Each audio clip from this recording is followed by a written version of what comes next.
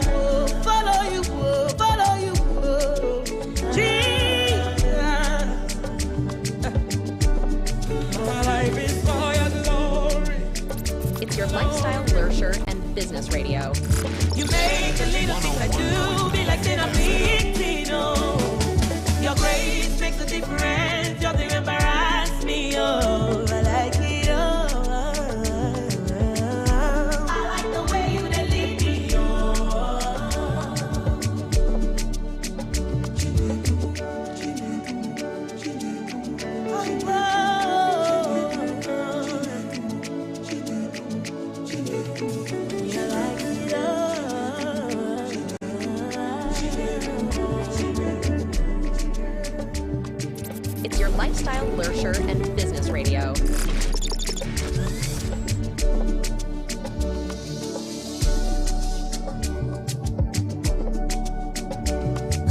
Zed 101.9 FM.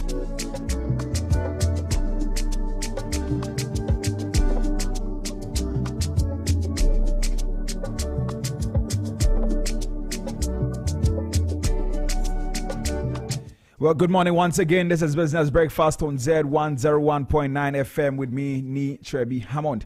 Now, let me run you through what we've got lined up for you today. Today promised to be a very packed show with something for everyone. Of course, we'll kick off things with a news review segment where we'll break down the top headlines and key stories making waves. Then Samuela Entry will bring us the latest in business news, keeping you updated on what's happening in the world of finance and industry. Now, right after that, we've got the Sports Flash segment with Lukman Evergreen Mumin, who will catch us up on all the important sports updates. And then we'll take a short musical break to refresh before diving into Business Brief, where today I'll be sharing some insights on personal finance. You don't want to miss that. Then right after that, there will be Transport Today, where we'll keep you informed on the traffic situation and important travel updates in the capital. Following that, we'll analyze market trends with a deep dive into global market shifts, stock updates, and financial insights. And of course, we'll close things out with a roundtable discussion on personal finance for entrepreneurs. And that's a topic that is definitely worth your attention. So stick with me. It's going to be a great morning here on Z101.9 FM, your most trusted station for business, lifestyle, and leisure. Let's get into it.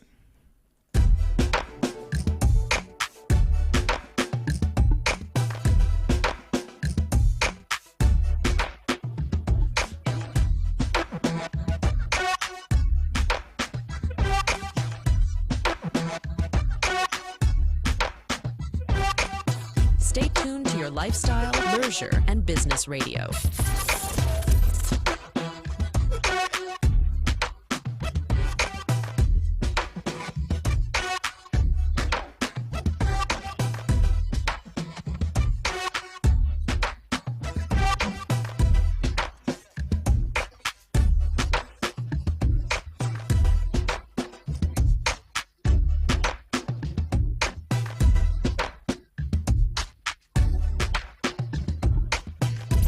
Your lifestyle, leisure, and business radio.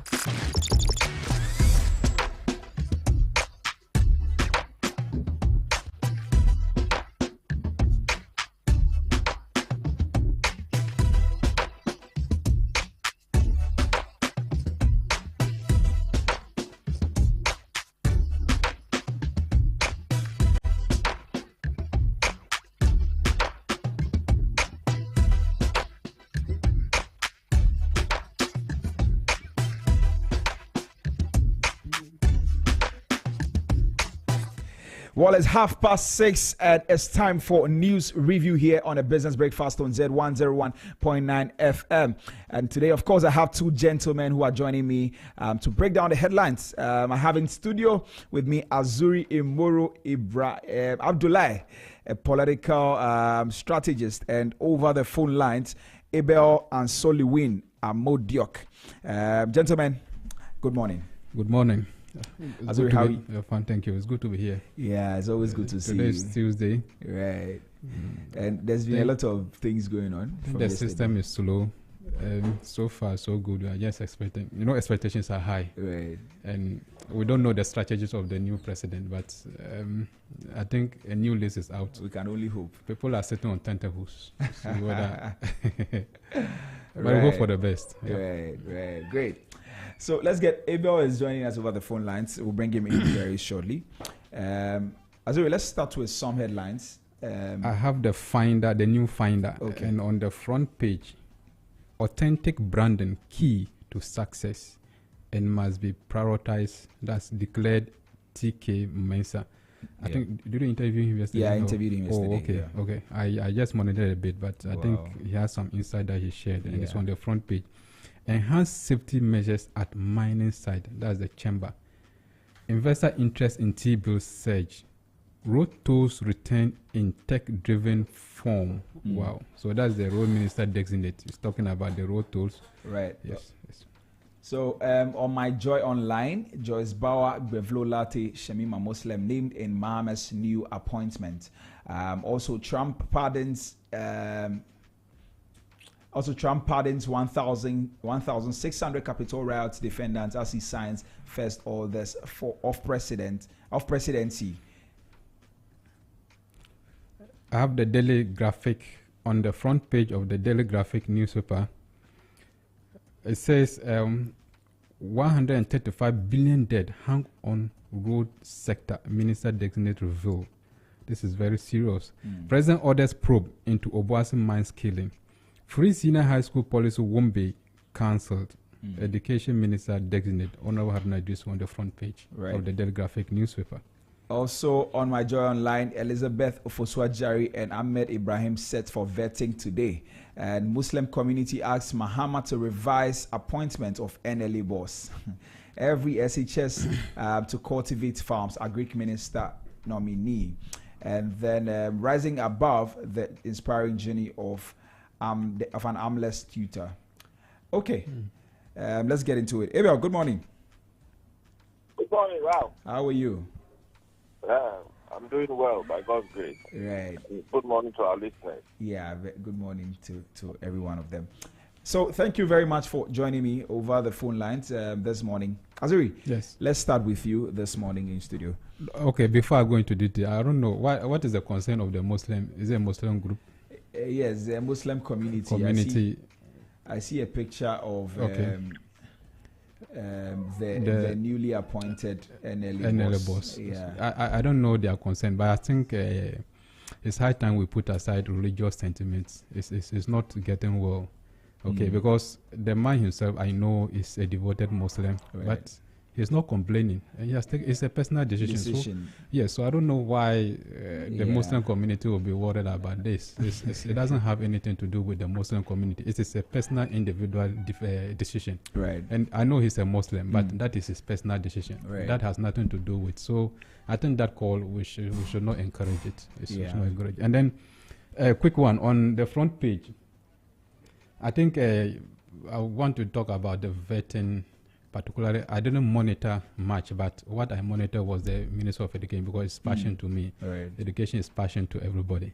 So, and I think yesterday I want to express some little disappointment about the committee on the way they handle the vetting of Honorable Haruna Idrisu.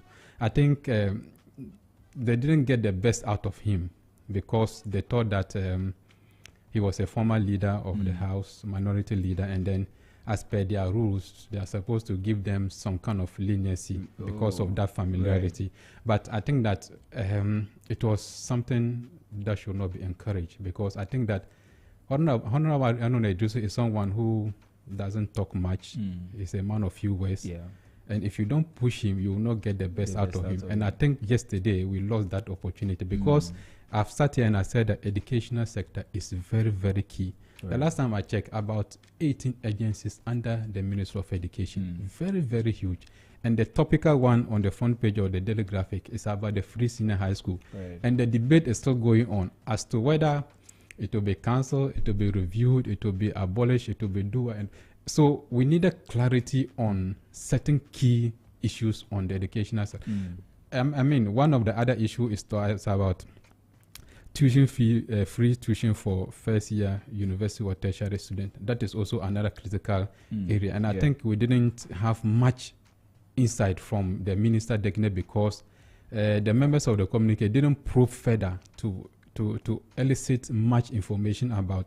I think by and large, one of the critical issues that came up from one of the ministers, I think former Minister of Education, the immediate past Minister of Education, I think he was very critical because of where he's coming from as a former minister and all those things. But I think by and large, we all know the competencies of Haruna Idrisu.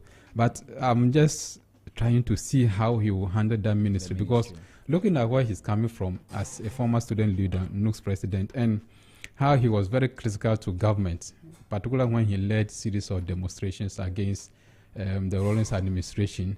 I think then the Minister of Education, stand to be corrected, was also very tactical in handling some of the issues. So I'm just trying to see, now that he's the Minister of Education, if the demonstration comes, how is he going to handle it? Yes, the labor front, the educational sector, the labor front is also very, very critical. You talk of UTAC, you talk about NAGRA, you talk about NAT, and all those CITAG and all those things. These are agencies or associations that are sitting down to waiting for the outcome of the vetting and know the policies that the minister is bringing, because they are talking about the research allowance, they are talking about their teaching and learning material, they are talking about so many allowances, and these are things that are going to affect the public purse. Right. So we are just waiting to see how Onawaduda will manage it. Do that. Yes. All right. Abel, on the same subject. Abel? Well, can you hear me? Yes, I can hear you Can you now. hear me? Yes, I can hear you. Yes. Good morning once again Yeah. to all our cherished listeners. Yesterday, the vetting, I think from the beginning, a bit chaotic, but we also must commend the chairman of the appointment committee. I think a lot of people have been bashing him and calling for him to stamp his authority. And we are dealing with a chaotic front. At least one person must be very level-headed and to restore calm. And just like I've been maintaining, what is the strategy of the majority caucus and what is the strategy of the minority caucus? I think that it is the strategy of the majority caucus to carry everyone along the vetting. I don't think that if the majority caucus strategy was to do and have their way with things, then they would not have entertained the minority caucus at all. Because don't forget, we've had vettings where the minority caucus have walked out or insisted that they will not be part of the vetting of ministers. Right. The NDC have done it to the MPP in power before, and the MPP has also done it to the NDC in power before. And if you look at this, the numbers the current MPP have, in fact, they have no, it would have no effect on the vetting at all. If the MPP decide that they will not be part of the vetting or they will boycott it, it will have no effect. Right. Because the majority caucus will still vet their appointees and pass them without any issue. So that's why I keep telling people that they must understand that it is in the interest of the entire country to have everybody participate in the consolidation of our democracy. Minority dissent must be attained. You see, so that is a strategy that is taking place. And for me, the Honorable Kwame Gavin Agboja, fantastic, the Minister Designate for Roads. You could see his expertise, his understanding and knowledge in the road sector was up there, and he was able to answer all the questions with much needed clarity. Right. And also he provided clarity on what government intended to do and not to do. That i.e. government policy in the road sector. The explanation on road tolls, the explanation on some of the reasons why some roads have been abandoned over the years, and why basically we are also not seeing quality roads construction. Roads are constructed and then within a year those roads are depleting, you know. So that particular vetting was of interest. And then on Haruna, can you blame the vetting committee? If you look at the committee, almost everybody that was sitting there. I mean, I don't know who. There were few people. I can't even remember who. But if you look at most of them, he probably was in parliament before them. Most of them on the vetting panel. Yeah. Because the senior members, I didn't see any senior member on the panel. Those that were in parliament before him, maybe the likes of Honorable Collins Dowda, and that is from the NDC side, who is not a member of the vetting panel anyway. So if you look at the composition of the current vetting panel, I can say 90%. I don't know. None of the senior members come to mind. So these are mostly his juniors in parliament. Most of them were mentored by him. And you hear the Honorable Brian Champon say, after the vetting, when he went to greet him, he says that when I was coming for my vetting, he said, "Leader, I remember when I was coming for my vetting, I came to you for tips." Right. That is how imposing, that is how colossal the man is. So such a person when you are asked to vet such a person, how do you vet the person? So it is not that the vetting panel did their job. I understand your point, but yes. I don't want to argue with you, but I'm just saying yes. that when you put the lion before the sheep that's interesting. For the sheep to judge to invent the lion, what do you expect? You see, so that's the point I'm making. But basically, if you look at, for example, I think some of the things we are saying, I understand that there are a lot of issues in the education sector that needed clarity on. But basically, what is government's position on free SHS? I think he was very clear. He said President Mahama is not going to cancel free SHS. Yeah. They intend to review it. And he mentioned the issue of discrimination. I think he was very clear. I don't think there could be any better explanation on what the review of free SHS entails, because he talked about the issue of discrimination and said that is one of the reasons why they want to include private senior high schools. That is expansion. And then he talks about infrastructure. He said the government intends to uncap GET fund. That has been an issue that even on the student front, Nooks, among others, have been speaking about it. The issue of the capping of GET fund and using the proceeds from GET fund to focus on other areas. He said government is going to uncap GET fund so that they have the resources, so that they can build more infrastructure. Of course, not only infrastructure, but some other services that are needed to support education. I think he mentioned that maybe some of the things that we didn't listen to it holistically. Yeah. Because if you are uncapping GET fund, the ripple effect of that is huge, because that is a major source of investment in the education sector.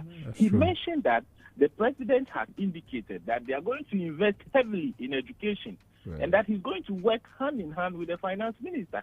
He mentioned that when he spoke about the first year free tuition for first year tertiary students. He mentioned that they've done some quantification. It's around 340 million Ghana cedis, and that they anticipate about 175,000 students were going to receive this package.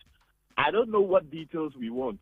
And he said schools have already reopened. Students are paying fees. So what is government's position? They will refund the money to students. He mentioned that.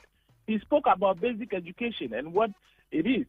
The issue of deplorable schools under streets and things. I think it was Honorable Mustafa Yusuf that asked the question. He tackled it and said, and that is why he gave an example of where he himself had come from, and the need to refocus education in the north and other rural areas. He mentioned that.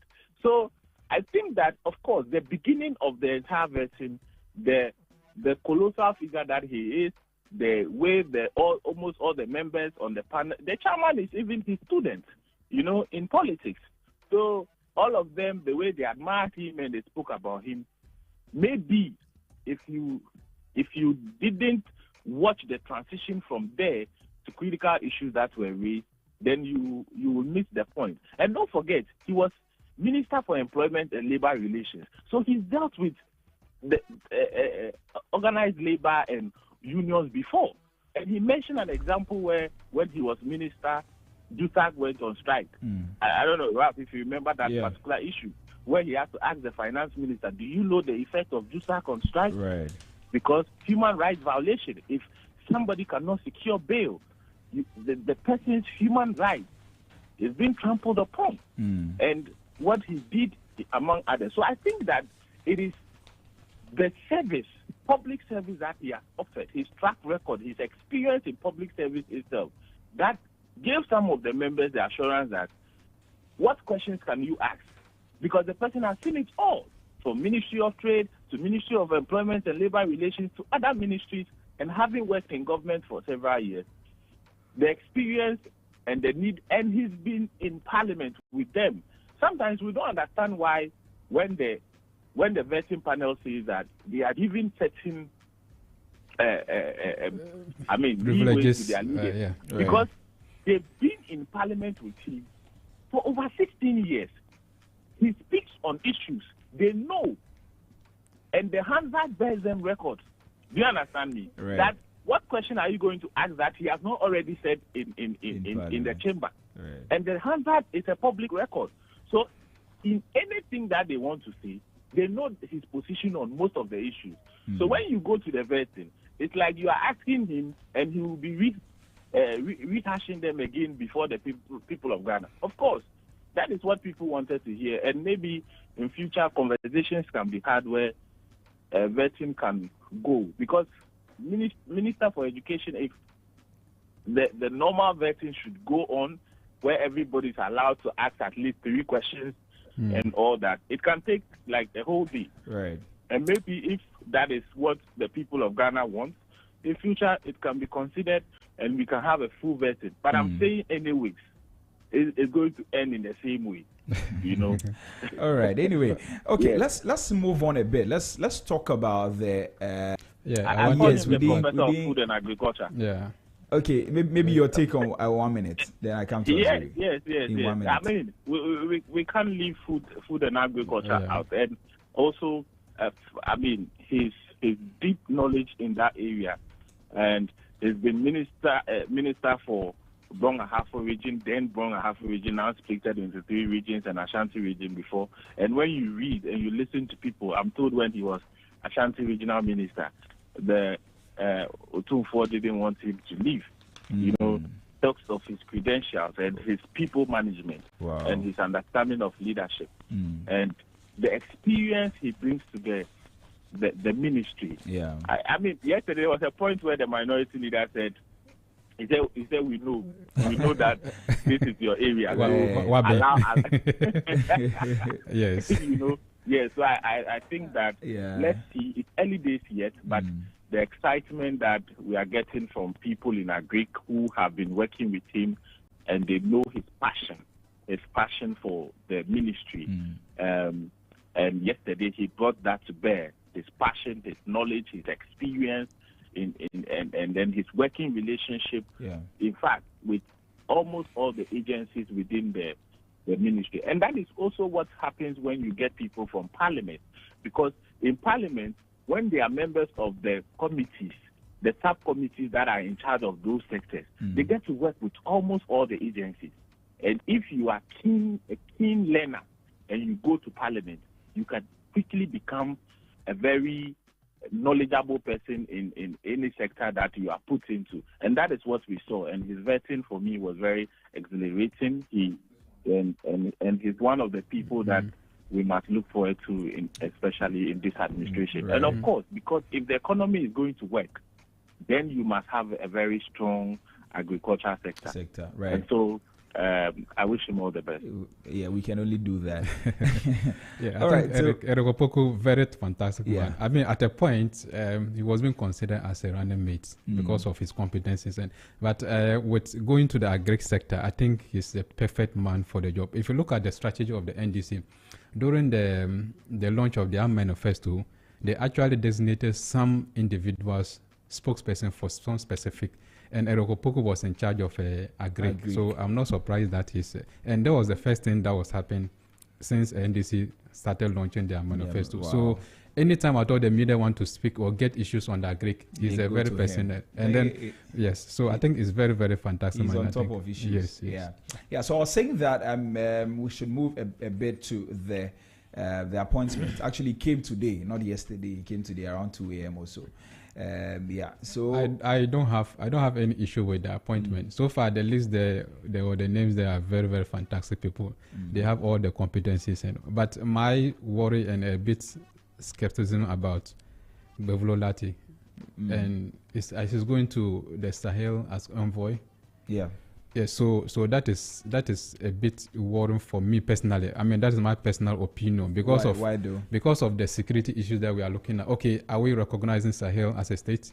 Because these are a group of countries that have taken themselves out of ECOWAS. Yeah. Okay, and so far ECOWAS have not recognized the Sahel states. Right. So I'm just looking at the international implications and what is the strategy. Because even when some of the coup leaders attended the inauguration of President Mahama, it was a bit, I mean, there was eyebrows within the international community. Yeah. But I behind the scenes, I don't know what the president is doing and then the strategy. Right. But Bevolo Dato going there as an envoy, I'm sure maybe he's coming up with some, because of his background as a security expert and all those things. I don't know whether he's going to there to try to have some negotiation behind the scenes to see how. So it has a wider implications. And you know how, I mean, we should have spoken about Trump and then his international relations pertaining to the African continent. So these are all issues we are looking at. Because if you look at particularly Mali, Burkina Faso, there were issues in terms of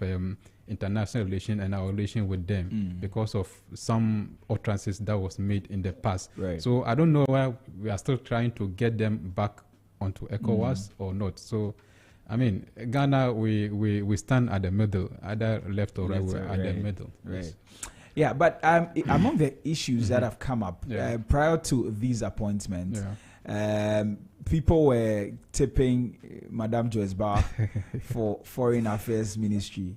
But I obtained the view that there's no way President Mahama is going to let her go because this is somebody he's worked with even in his previous administration through the campaign process till this point. I don't think they want to replace her. And then it turns out that is exactly true. Abel, what are your thoughts on that and then the appointment generally? Yeah, we the people can tip. There's only one appointor. Exactly the point. There's only one appointor. Sometimes whether the person is going here, is going there. Whether the person even is thinking about it or not. You know, we are just doing our own analysis. That's the beauty of public analysis. Of course. I mean, you do your own analysis and you'll be making your own predictions. But at the end of the day, the person in charge is the person who determines what happens. And the president has it. I mean, Joyce is very fantastic woman, been very loyal to Mahama. Aside the fact that she's related to him personally, but she's been very loyal through it all. When President Mahama lost 2016, very abysmally, and the whole country came down on him.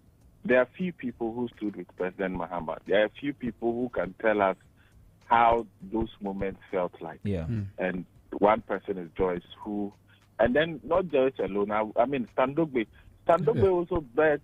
I mean, most of the the aftermath of the 2016 elections, was criticized. I remember going into the 2020 election, most of the candidates that contested the NDC's presidential primaries, they went hard on Standogbe, accusing him of making the president inaccessible, and also, so the people, most of the people that faced backlash on what led to Mahama's defeat, they've been very loyal to him. And Mahama's branding through it 2020 and now 2024, led by Standogbe. So if you see him as Deputy Chief of Staff in charge of operations, no doubt about that. And for those who know Nanaoye Bampuado, she's the one that have been pulling the strings behind the scenes when it comes to organizations of the NDC's forums on many policy issues, from Pejuase to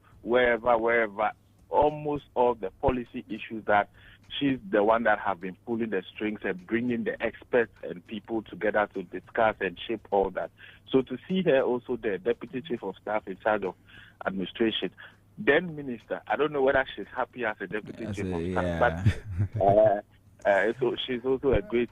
I think President Mahama wants to put out some new faces in the ministerial. And I think there are a lot of women there. People are not recognized. Nana Yajantua is there. Nana Yajantua is of the CPP tradition, right? Yeah. So maybe it is not the winner takes it all. We've seen Nana Yajantua there. Yeah. And I think for Azure is talking about I think it's strategy. Okay. Ghana remains a doyen of African democracy. Yeah. We set the pace. Other countries don't set the pace for us to follow. Sure. You recognize Mohammed's inauguration, the African leaders that showed up, and those that sent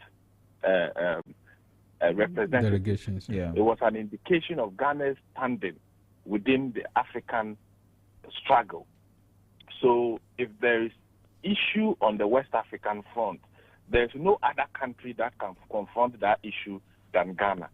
And Ghana's Mahama set appointing an envoy to that particular area tells us his thinking. Don't forget, there seems to be a lot of trust by the Sahel countries, those countries that have come together towards Ghana its leader. So you've seen Mali has already, I think their prime minister was in Ghana, and Mahama was, and then aside Burkina. In fact, if you look at the Burkina Faso leader, for example, I'm told if you do analysis, in most countries, he has not visited any African country outside Burkina. The group that they formed, aside Ghana. So it tells you the trust in the leadership of John Dramani Mahama and Ghana itself. Right. So what is Ghana's foreign policy towards those countries and their inclusion in ECOWAS and the stronger African Union? It is something that the president is thinking about. We don't know. Maybe after the administration is formed properly, we can then see Ghana's foreign policy in that direction. But for now, I think that it is a well-calculated move. Right. We are going to determine the space, and very soon, maybe we'll see that in the ECOWAS countries will start opening their doors. We must find a way to bring those countries back. And finding a way to bring those countries back is not to close our doors to them, but it is to open our doors to them. If your neighbor is having problems, you're having problems with your neighbor, you want to resolve the issues, and then you shut your door, how will you solve the issues? Open your doors. And then that is how you solve the problem. And so for me, it is a very strategic move. Right. You can see that so far no envoys and ambassadors have been appointed. But that is the first. So Mahama is signaling to them that you are very important to me. You are important to ECOWAS. And I think that they will understand the signal and they will start working towards it. So very great appointment. Right. And then the cabinet secretary is people can Google and check on him. Professor Kweku Dansokwa, a very astute academic person, achieved greatly in his area of governance and expert in governance, and for him to sit in cabinet as secretary is a plus. It's a plus for our governance. Right. So a very great appointment. Right. Okay, maybe tomorrow we'll look into Trump's speech. Yesterday he was inaugurated as the 47th president of the United States, and it was a very historic event. There were some things that he highlighted in his speech. We'll look at them tomorrow. But gentlemen, thank you very much for joining me. Abel, thank you for joining me over the phone lines. And Azuri, I'm grateful that you came through. All right, up next, that's all for News Review. Up next is the business news with Samuela Enchi. Stay tuned to your lifestyle, leisure, and business radio. It's your lifestyle, leisure, and business radio.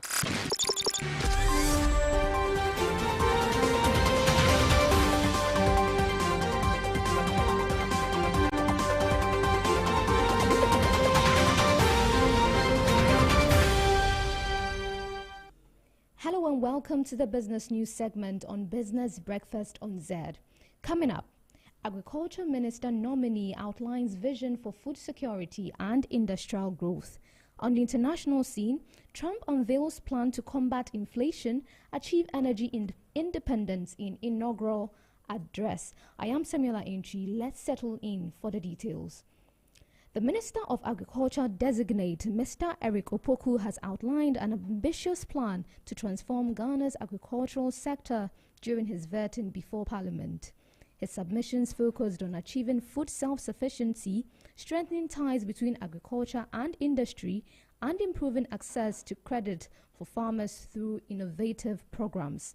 At the core of Mr. Opoku's agenda is the Feed Ghana program, which he indicated was designed to reduce Ghana's dependency on food imports while boosting domestic productivity.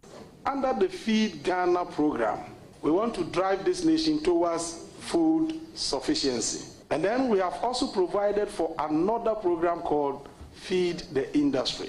Under the Feed the Industry program, we want to establish a strong relationship between agriculture and industry, a symbiotic relationship in nature, so that as agriculture provides the raw materials, industry will be adding value. And in so doing, we generate a lot of jobs. increased productivity. In 1965, the first president of the Republic of Ghana, Dr. Osagyefo Kwame Nkrumah, established what we now call the Agricultural Development Bank to provide credit facilities for the development and modernization of agriculture. Unfortunately, over the years, because our agriculture is rain-fed, the banks are unwilling to discharge this special mandate. And that is why our farmers are suffering from lack of credit. The NDC intends to roll out a program called Ghana Agriculture Insurance Scheme, GAIS. Under this program, we want to subsidize agricultural insurance so that farmers can have insurance on their farms. Once you have the insurance, the banks are ready to advance loans to you, knowing very well that whatever amount they give you, so long as it falls within the limits of the insurance, it can be paid. And that was the Agric Minister nominee, Mr. Eric Opoku. On the international scene, in his inaugural address, President Donald Trump outlined a series of executive actions aimed at addressing the nation's economic challenges and restoring energy independence. He directed his cabinet to utilize their authority to combat record inflation and reduce costs, attributing the crisis to excessive government spending and rising energy prices. To tackle these issues, President Trump declared a national energy emergency, emphasizing a return to domestic energy production to achieve energy independence. Next, I will direct all members of my cabinet to marshal the vast powers at their disposal to defeat what was record inflation and rapidly bring down costs and prices. The inflation crisis was caused by massive overspending and escalating energy prices, and that is why today I will also declare a national energy emergency. We will drill, baby, drill. America will be a manufacturing nation once again, and we have something that no other manufacturing nation will ever have, the largest amount of oil and gas of any country on earth, and we are going to use it.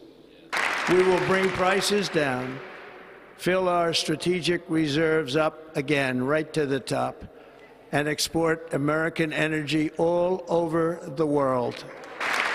We will be a rich nation again, and it is that liquid gold under our feet that will help to do it. With my actions today, we will end the Green New Deal and we will revoke the electric vehicle mandate, saving our auto industry and keeping my sacred pledge to our great American auto workers. In other words, you'll be able to buy the car of your choice. We will build automobiles in America again at a rate that nobody could have dreamt possible just a few years ago. And thank you to the auto workers of our nation for your inspiring vote of confidence. And that was President Donald Trump. That's what we have for business news on Business Breakfast on Zed this morning. Let's take a recap of the headlines. Agriculture Minister nominee outlines vision for food security and industrial growth. On the international scene, Trump unveils plan to combat inflation, achieve energy independence in inaugural address. Remember, you can follow us on all our social media handles, ZFMGH on Instagram, Facebook and X, and Z Multimedia on TikTok and YouTube. Get more business news on www.zmultimedia.com. I am Samuela Angie. Thanks for listening. Stay tuned to your lifestyle, leisure, and business radio. In the heart of Accra, nestled in the vibrant neighborhood of East Legon, a new beacon, a 360 multimedia farmhouse emerged. Introducing Zed Multimedia. With a steadfast focus on lifestyle, leisure, and business, we set out to bring high-value-oriented programs that captivate the taste and desires of our audience. From the captivating airwaves of Zed 101.9 FM to the dynamic visuals of Zed TV and the innovative realms of Zed Digital, digital, and the incubation of advanced technological knowledge at Zed Tech, every facet of modern media is meticulously curated to engage and inspire. Also, let's not forget the new Finder newspaper, now under the Zed Multimedia umbrella, delivering insightful journalism with a business focus. Join us on the journey where innovation meets inspiration, where lifestyle meets leisure, and where business thrives. Change is here. Zed Multimedia, your lifestyle, leisure, and business platform. Zed 101.9 FM. Hey, everybody, let me see you dance. Yeah. Oh, na, na, na, na, na, na, yeah.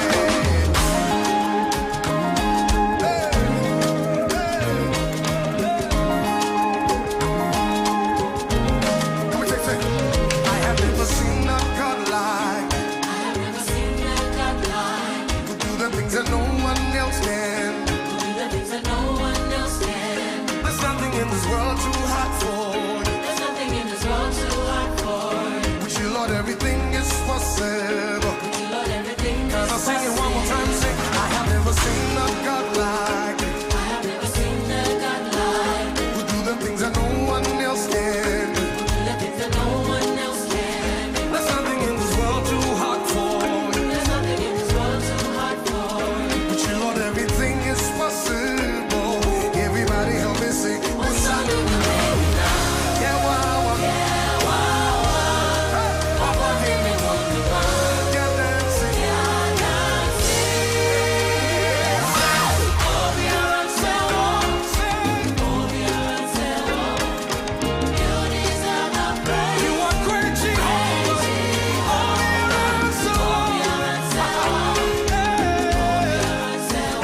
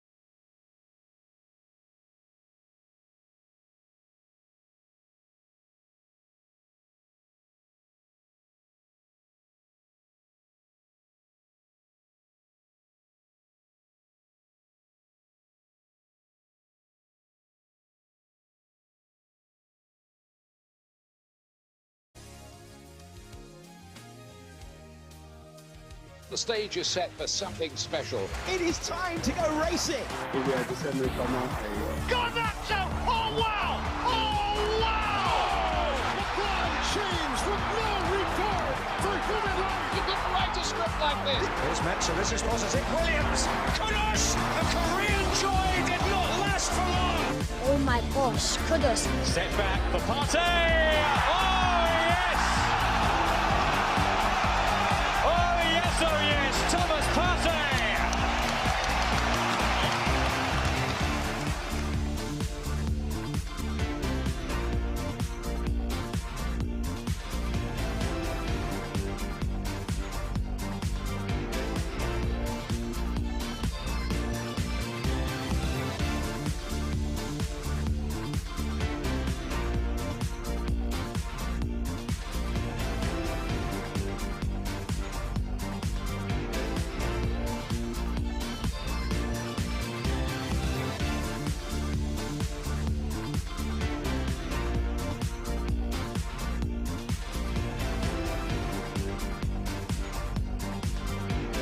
Hello, good morning. It's time for Sports Flash on Business Breakfast on Zed. My name is Lukman Evergreen Moment. The UEFA Champions League is back and Chelsea are also back to winning ways in the English Premier League.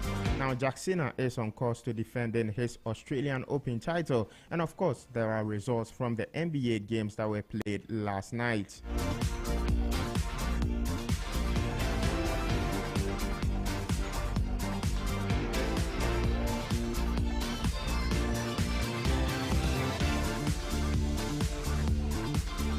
But then we begin with some local football news, and Kumasi Asante Kotoko have completed the signing of defender Daniel Adrian Ajete in the January transfer window. The 24-year-old penned a 1.5-year deal to join the Porcupine Warriors after a successful medical in Kumasi on Monday. The former Nania FC player returns after spells in Denmark and Latvia.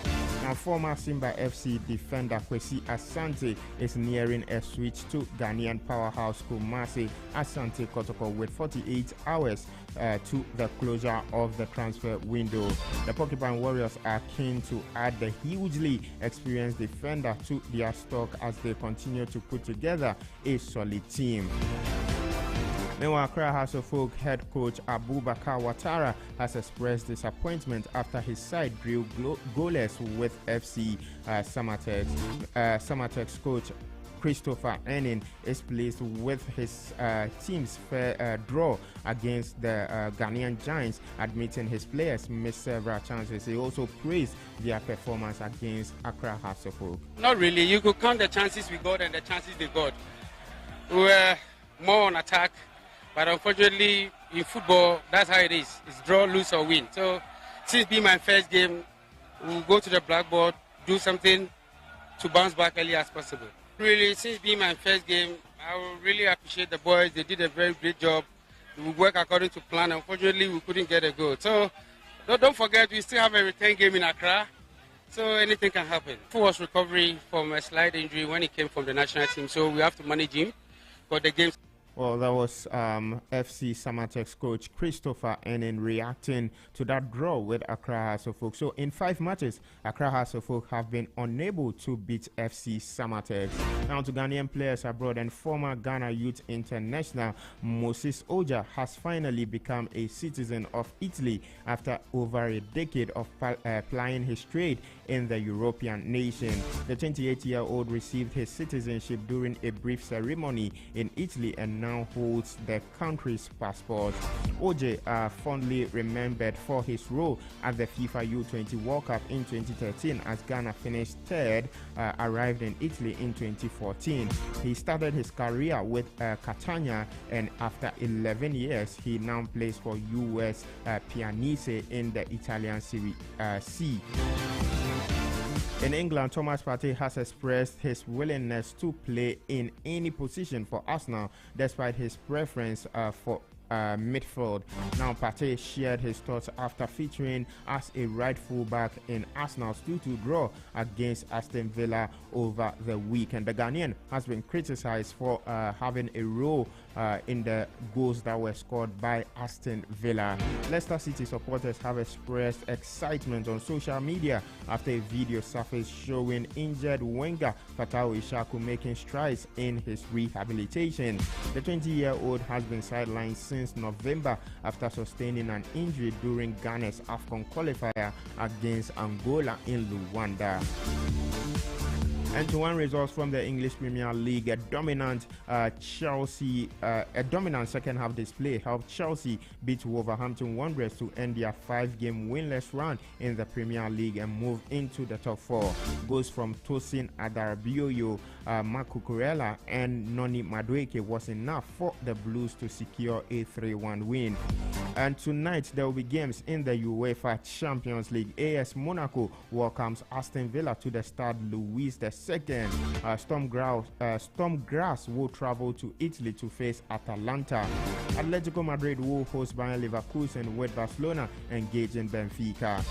Bologna faces Borussia Dortmund. Juventus will play Club Brugge in Belgium. PSV will be in Serbia to face Red Star Belgrade, and Slovan Bratislava will welcome Stuttgart with Liverpool playing Lille. Now, their French defender Ibrahim Konate has expressed delight after making a return from injury in that game against Brentford over the weekend. And me, yeah, I try to come back really 100%, but I'm not, because I rush my comeback with my knee. But I've done this for my team, and I can die for this team, then it's fine. And my knee will come back really 100% very soon, it's fine. Sometimes, but I play with painkiller, and it's enough for me to play. I don't have to think about that, I just have to think about to play, and this will go away soon. Well, so he's expected to play in that game between Liverpool and Lille tonight in the UEFA Champions League. Still with the rest, and Slot, their manager, has disclosed how he improved Trent Alexander-Arnold's game as a defender. The Real Madrid target has been criticized for being more offensive, but this season, Alexander-Arnold has been very solid for the Reds. I emphasized also a bit on his defensive work. So he had to keep producing the numbers in assists and goals. But if we wanted to be the team that conceded less shots, he had to improve a bit in defending. And I've shown him that he's able to do so if he puts enough effort in. And sometimes, like the United game, which was an exception this season, it seems to lacks a bit of effort in some moments. But if he's just on top of his game, he's a very good defender as well. But his thing is then consistency. So we've spoken a lot about him, about consistency in training sessions, in games, because he's been quite long at this club. He sometimes trains or has played games like, Well, that was Liverpool manager Slot speaking there. So this evening, of course, Liverpool will be playing Lille, and they could reach the knockout stages of the competition if they beat the French side. In the Europa League, Galatasaray will engage Dinamo Kiev in Istanbul, and Manchester City have signed loan centre-back Abdulkadir Kusanov on a 4.5-year contract until 2029. According to sources, the fee for the 20-year-old is around £33.6 million plus add-ons. Now remember, Lens only bought him for £84,000 from Belarusian club Energetic in 18 months ago. Now, Manchester City captain Kevin De Bruyne says they are focused on taking it game after game, despite thumping Ipswich Town by 6-0 over the weekend. I don't think we need to look at Liverpool for the moment. You know, we just need to try and do a better job, get more wins on the board, and then obviously we've got a big game in Paris now, so we've got not really got the time to think about that. Well, the goal is to win as many games as possible. We know we dropped too many points. Well, that was Manchester City captain Kevin De Bruyne. Now, Marcus Rashford has not abandoned all hopes of playing for Manchester United again.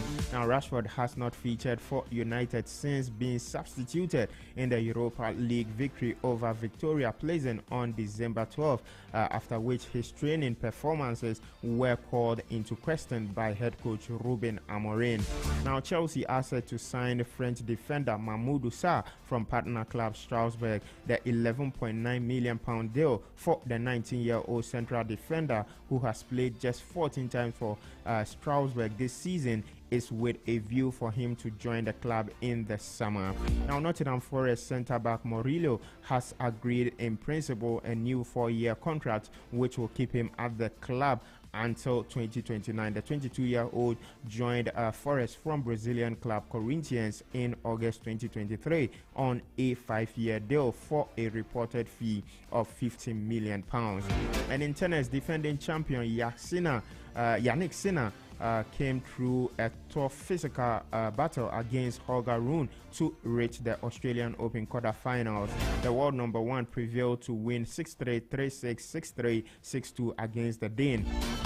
He will now face Alex de Minaur the last Australian standing in the singles after he claimed an assured 6-love 7-6, 6-3 win over American Alex Michelsen.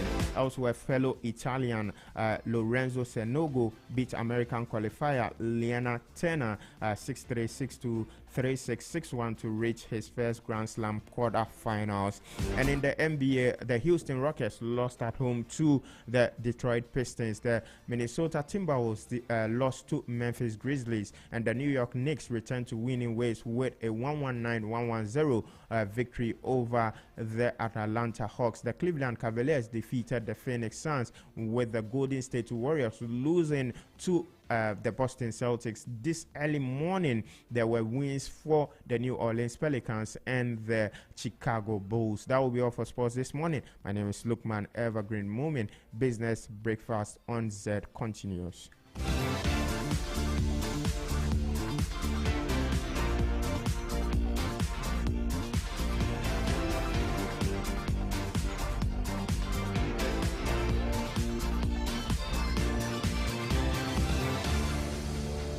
Stay tuned to your lifestyle, leisure, and business radio. Zed 101.9 FM. 1, 2, 3! Dive into a world of exhilarating fun, refreshing thrills, and endless splashes at the Marina Water Park inside Lakeside. With a wide array of water attractions, you are guaranteed an unforgettable experience for the whole family. Open Saturdays 10 a.m. to 6 p.m. and Sundays 1 p.m. to 6 p.m. Call 0508-598-948 or 0204-775-044. Follow us on all socials at Lakeside Marina Park. Marina Water Park. Love the experience.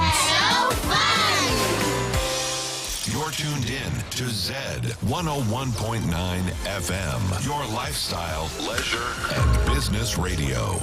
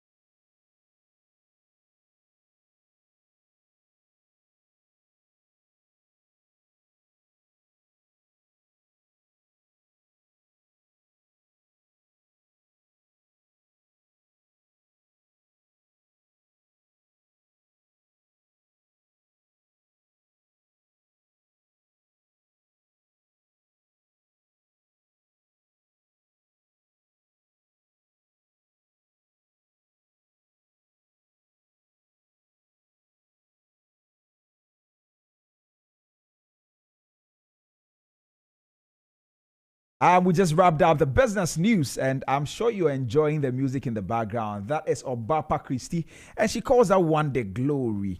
Now, that was the business news by Samuela Entry, and Sports Flash brought to you by Lukman Evergreen Moomin. Of course, we are streaming live on our Facebook platform at ZFMGH. You can follow us there, on our Instagram as well, and then X, all at ZFMGH. And we are also on TikTok and YouTube at Z Multimedia.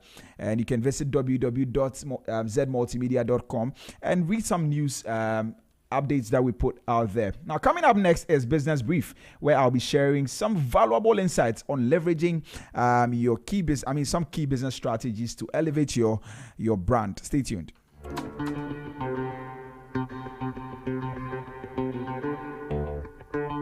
It's your lifestyle, leisure, and business radio.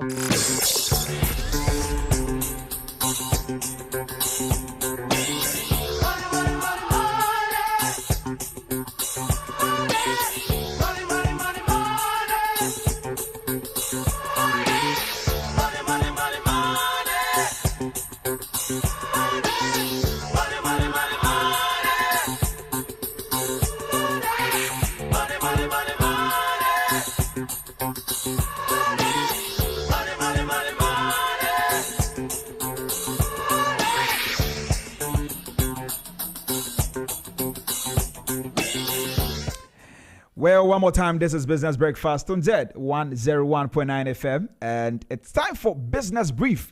Now, for many people, this is a segment that they love so much because every time they get to hear something that will shape their business. And this morning, it promises to be another amazing story that I'll be sharing with you very soon. So let's get into it. I'm sharing with you a story about a gentleman called Kwame, or let's just call him Kwame. Now, Kwame was an ambitious entrepreneur, a young entrepreneur in Ghana, and he had a catering business. And the catering business was very promising because he was doing all the great things. But ultimately, the business crumbled due to poor personal financial management, I should say. So let me tell you his story. Now, Kwame started his catering business with a modest loan and quickly made a name for himself. Now, he had very unique recipes, and so people were reaching out to him. And also he had good and excellent customer service. So he always attracted large contracts from weddings to corporate events, parties, and all of that. Kwame was a big deal in the catering and event space. Now, within 2 years of his business, Kwame's revenue tripled, and his business appeared to be thriving. He even hired additional staff and purchased a state-of-the-art kitchen equipment. So Kwame's newfound success, as is expected, came with a sense of financial freedom. With his new business generating significant cash flow, he decided to upgrade his personal lifestyle. He bought all the expensive gadgets, did all the frequent vacations, also bought a new car, and he lived in one of the best apartments you can find in Accra. And all of these things became part of his life. But however, Kwame made a crucial financial mistake. And what was that? He failed to separate his business and personal finance. He failed to draw the line between this is my money for business and this is my money that I have, personally. He treated his business account as his personal wallet. He used to withdraw funds for non-business expenses without proper budgeting. He would just get into it. He has to buy something and he goes into the business account that he had put together with his personal funds, and he would just withdraw. He didn't know that the business was going down. And so this particular practice left the business vulnerable to unexpected challenges.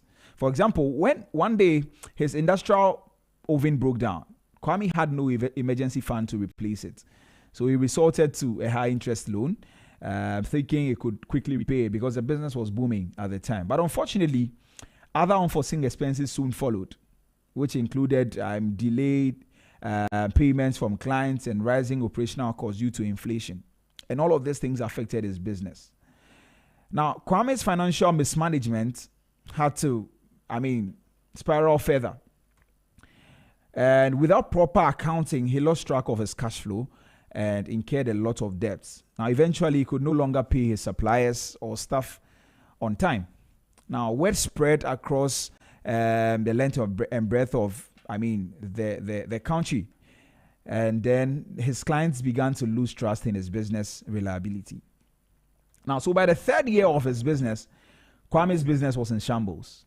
His catering business has gone down the drain because he wasn't able to manage his finances very well. His creditors came calling, demanding repayments, and what have you.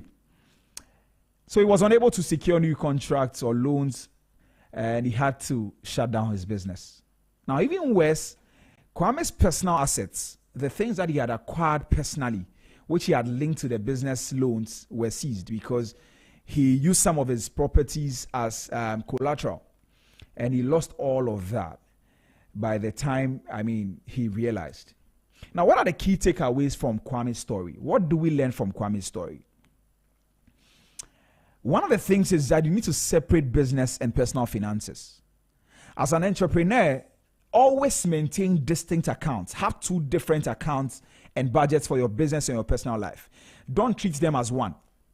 And this is not just for entrepreneurs. If anything at all that you're doing, whether you're running a church as a pastor or you're running maybe an NGO or what have you, you need to separate your personal finance from that of the organization that you're running.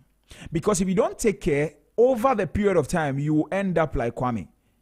Because if you keep withdrawing from that account, a time will come when you lose your capital, you lose the money that you're using for your business. So you need to have distinct accounts. Have one account that is solely for business and one account that is solely for your personal finances. And that is one of the things that you must do as an entrepreneur. Separate business and personal finances. Now, another thing is that you need to keep accurate records. As an entrepreneur, you have to regularly track your income. Know how much is coming in and the expenses that you're making so that you can avoid cash flow surprises. Because those things can come up anytime. So you need to regularly track your income. How much am I earning? How much am I making? How much am I spending? You need to track it consistently so that you can avoid cash flow surprises. Another thing that you need to do is that you need to build an emergency fund. Every entrepreneur, every business that you're running, don't just be spending, don't just be saving. Have an emergency fund. Have some fund somewhere. Maybe you commit some 10% to emergency fund that every day, or if your business gives you money every day you have a percentage you are dropping into an emergency fund. So that in emergency cases, there is somewhere you can go. All right. So ensure that your business has some reserves to handle unexpected challenges. So keep an emergency fund. If you're a business person, you're listening to me. If you're an organization, you're a pastor, you run anything at all that you're doing, have an emergency fund. Somewhere you can dip your hand into and pick something. And I know a businessman who struggled when his business caught fire at a point because he didn't have an emergency fund. So if you're listening to me, get an emergency fund where you drop some 10%, some 20% from your income. And then over the period of time, if you have an unexpected challenge, you can get into it. Now, another thing is that you have to avoid lifestyle inflation. Avoid lifestyle inflation. Because the business is growing doesn't mean that you have to also upgrade your expenses. And that is one of the mistakes many of us do as business people or as entrepreneurs. So you need to avoid that. Reinvest your business profits instead of using them for unnecessary personal expenses. Reinvest it. Plow back the money in business, we call it plowing back. Plow back the money into the business. Don't just be making some expenses because you have a lot of money coming through. All right. And then the final thing that I'll share with you is that seek financial education. Many of us neglect financial education. We think we are running our business and we are good to go. Get somebody that is good at finance and let the person teach you certain things that you need to know about personal finance. So you need to equip yourself with basic financial management skills, or hire somebody and expect to manage your business accounts. And these are some of the things that will help you. Now, Kwame's story is a wake-up call for all entrepreneurs. Your business is not an extension of your personal finance. Protect your dream by managing your money wisely. Success requires not just innovation, but also discipline and financial literacy. That will be all for Business Brief this morning. Up next is Transport Today. This is the pre-boarding announcement for flight 3728. Ignition sequence start. 6, 5, 4, 3, 2, 1, 0. All engines running. Liftoff. We have a liftoff.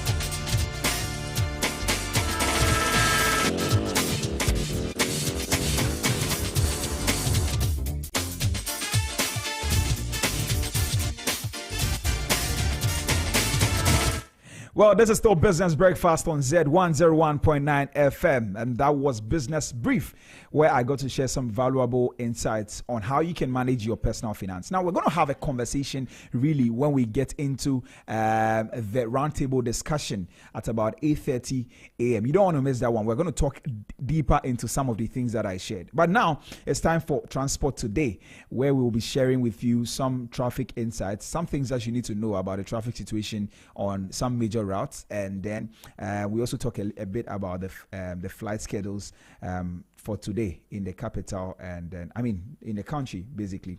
And my Solomon Tetenati, as usual, is here to give us all of that. Tete, how are you today? I'm calling you Tete.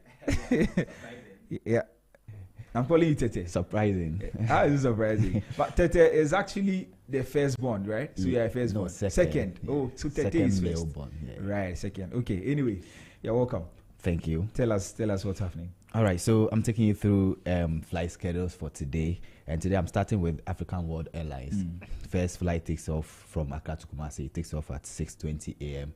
and then arrives in Kumasi at 7 o'clock a.m. And then second flight, then return journey. Takes off in Kumasi 7:30 a.m. and then gets to Accra at 8:10 a.m. And the second flight takes off 8:40 a.m. and then gets to Kumasi at 9:20 a.m. and then takes off in Kumasi 9:50 a.m. and then gets to Accra at 10:30 a.m. Third flight takes off 9:40 a.m. and then gets to Kumasi at 10:20 a.m. and then takes off in Kumasi 10:50 a.m. and then gets to Accra at 11:30 a.m. Fourth flight takes off 2:10 p.m. and then gets to Kumasi at 2:50 p.m. and then takes off in Kumasi 3:20 p.m. and then gets to Accra at 4 p.m. And then fifth flight takes off 3:10 p.m. and then gets to Kumasi at 3:50 p.m. and then takes off in Kumasi 4:20 p.m. and then gets to Accra 5 p.m. And then the last flight for Accra to Kumasi, African World Airlines, takes off in Accra at 7 p.m. and then gets to Kumasi at 7:40 p.m. and then takes off in Kumasi 8:10 p.m. and then gets to Accra at 8:50 p.m. So that is African World Airlines from Accra to Kumasi. Accra to Takoradi, we have 3 flights available today. First flight takes off 6:40 a.m. and then gets to Takoradi at 7:20 a.m. and then takes off in Takoradi 7:50 a.m. and arrives in Accra at 8:30 a.m. Second flight takes off 12 o'clock p.m. or 12 p.m. and then gets to Takoradi at 12:40 p.m. and then takes off in Takoradi 1:10 p.m. and then gets to Accra at 1:50 p.m. And then the last flight for Accra to Takoradi, African World Airlines, takes off in Accra at 4:30 p.m. and gets to Takoradi at 5:10 p.m. and then takes off in Takoradi 5:40 p.m. and then gets to Accra at 6:20 p.m. So that is African World Airlines, Accra to Takoradi. Right. Now let's take Accra to Tamale. We have 4 flights available today. First flight takes off 6:30 a.m. and then arrives in Tamale at 7:30 a.m. and then takes off in Tamale 8 a.m. and then gets to Accra at 9 a.m. And then second flight takes off 9:30 a.m. and then gets to Tamale at 10:30 a.m. and then takes off in Tamale 11 a.m. and then arrives in Accra at 12 p.m. And then third flight takes off 12:30 p.m. and then arrives in Tamale at 1:30 p.m. and then takes off in Tamale 2 o'clock p.m. and then arrives in Accra at 3 p.m. And then the last flight for Africa World Airlines, Accra to Tamale, takes off 3:30 p.m. and then arrives in Tamale at 4:30 p.m. and then takes off in Tamale 5 p.m. and then arrives in Accra at 6 p.m. So that is African World Airlines for today, the flight schedules. Right. Yeah, so let's go to Passion Air Accra to Kumasi. We have 6 flights available today. Passion Air Accra to Kumasi. First flight takes off 6:20 a.m. and then arrives in Kumasi 7 a.m. and then takes off in Kumasi 7:30 a.m. and then arrives in Accra at 8:10 a.m. Second flight takes off 8:50 a.m. and then arrives in Kumasi at 9:30 a.m. and then takes off in Kumasi 10 a.m. and then arrives in Accra at 10:40 a.m. Right. Then third flight takes off 11:20 a.m. and then arrives in Kumasi at 12 p.m. and then takes off in Kumasi 12:30 p.m. and then arrives in Accra at 1:10 p.m. Fourth flight takes off 1:50 p.m. and then arrives in Kumasi at 2:30 p.m. and then takes off in Kumasi 3 p.m. and then arrives in Accra at 3:40 p.m. Fifth flight takes off in Accra at 4:20 p.m. and then arrives in Kumasi at 5 p.m. and then takes off in Kumasi 5:30 p.m. and gets to Accra at 6:10 p.m. Right. And then the last flight for Passion Air Accra to Kumasi takes off 7:20 p.m. and then arrives in Kumasi at 8:10 p.m. and then takes off in Kumasi 8:30 p.m. and then arrives in Accra at 9:10 p.m. Right. So that is Passion Air from Accra to Kumasi. Okay. Now, Accra to Takoradi, we have 2 flights available today. First flight takes off 6:20 a.m. and then gets to Takoradi at 7:10 a.m. at 5:10 p.m. and then takes off in Takoradi at 5:10 p.m. and then takes off in Takoradi for 5:40 p.m. and then gets to Accra at 6:30 p.m. Now, Accra to Sunyani, we have 1 flight available today. Accra to Sunyani, and first that to Sunyani at 10:10 a.m. Okay. And then takes off in Sunyani 10:40 a.m.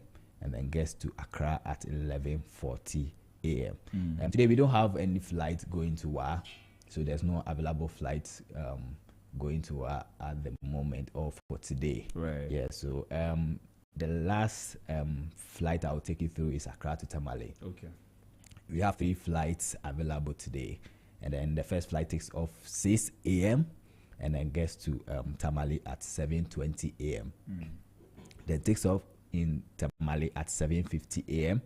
and then gets to Accra at 9:10 a.m. Second flight takes off 12:20 p.m. and then gets to Tamale at 1:40 p.m. and then takes off in Tamale 2:10 p.m. and then gets to Accra at 3:30 p.m. And then the last flight for Passion Air Accra to Tamale takes off 4 p.m. and then gets to Tamale at 5:20 p.m. and then takes off in Tamale 5:50 p.m. and then gets to Accra at 7:10 p.m. So that is all for the flight schedules today. Right. Okay. That's great. Yeah. Yeah. Let's go to traffic. Traffic. Yeah. So currently Pukwase all the way to John Tay Memorial Institute to Shell fuel station at Alfanko. There's massive traffic over there. Yes, please. When you're coming from Pukwase, there's traffic at this area that I've mentioned. Right. And then Kwabenya Senior High School to Hacho. There's also traffic over there. So when you're using that route, I think you have to be also aware of that. Kwabenya, yeah. Okay. Senior High School when you're coming to Right. Hacho.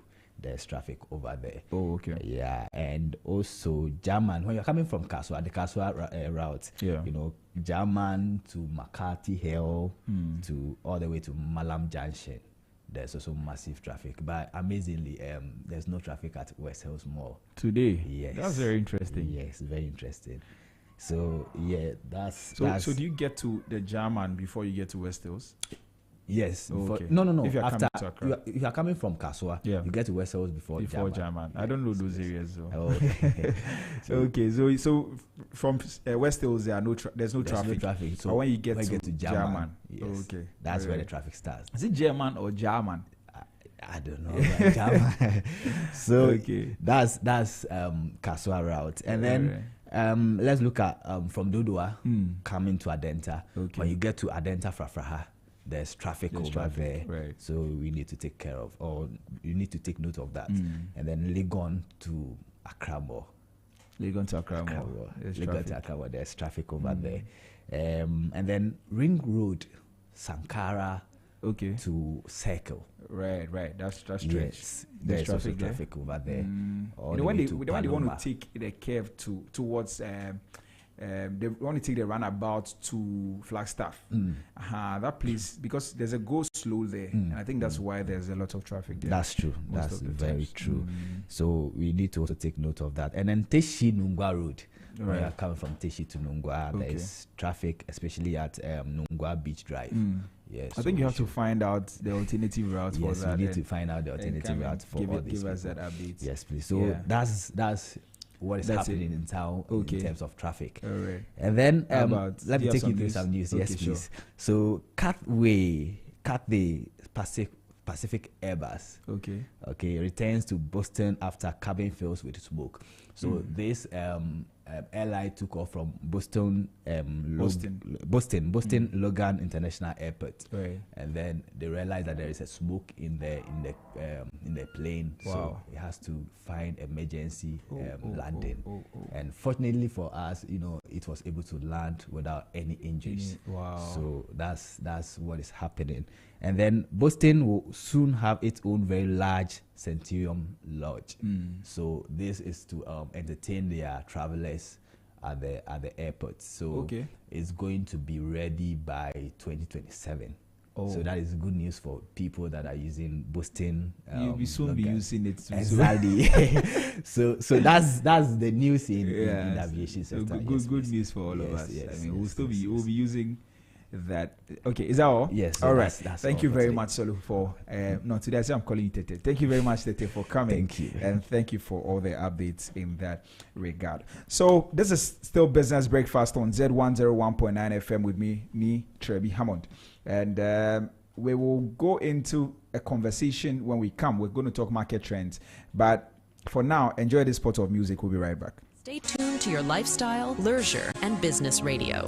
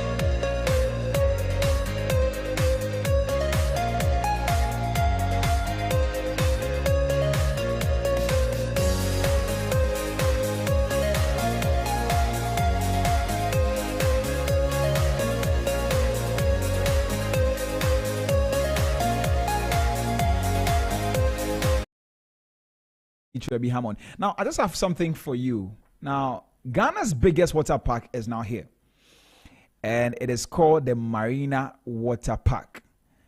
The Marina Water Park. It's a new water park and adventurous water park for fun and leisure. It boasts of all the amazing water sports anyone can dream of, from adults to children. Now, this new aquatic experience promises nothing but premium fun with the diverse attractions. It is located at Lakeside Marina Park, and it opens every weekend, 10 a.m. to 6 p.m. on Saturdays and 12 p.m. to 6 p.m. on Sundays. 10 a.m. to 6 p.m. on Saturdays and 12 p.m. to 6 p.m. on Sundays. And they're also open on all public holidays. Now, bookings are available for schools, churches, and corporate institutions who wish to have a team bonding moment and a great time. Now, you can call them on 020-477-5044, 020-477-5044, or 050-8598-948, 050-8598-948 for more information. Follow us on social media. You can follow them on social media at Lakeside Marina Park, or visit www.lakesidemarinapark.com. They are open on holidays and weekends. You can visit them and have some fun with your family and your friends or your colleagues. Yeah. All right. Time check is exactly 8 a.m. and it's time for market trends. Stay tuned.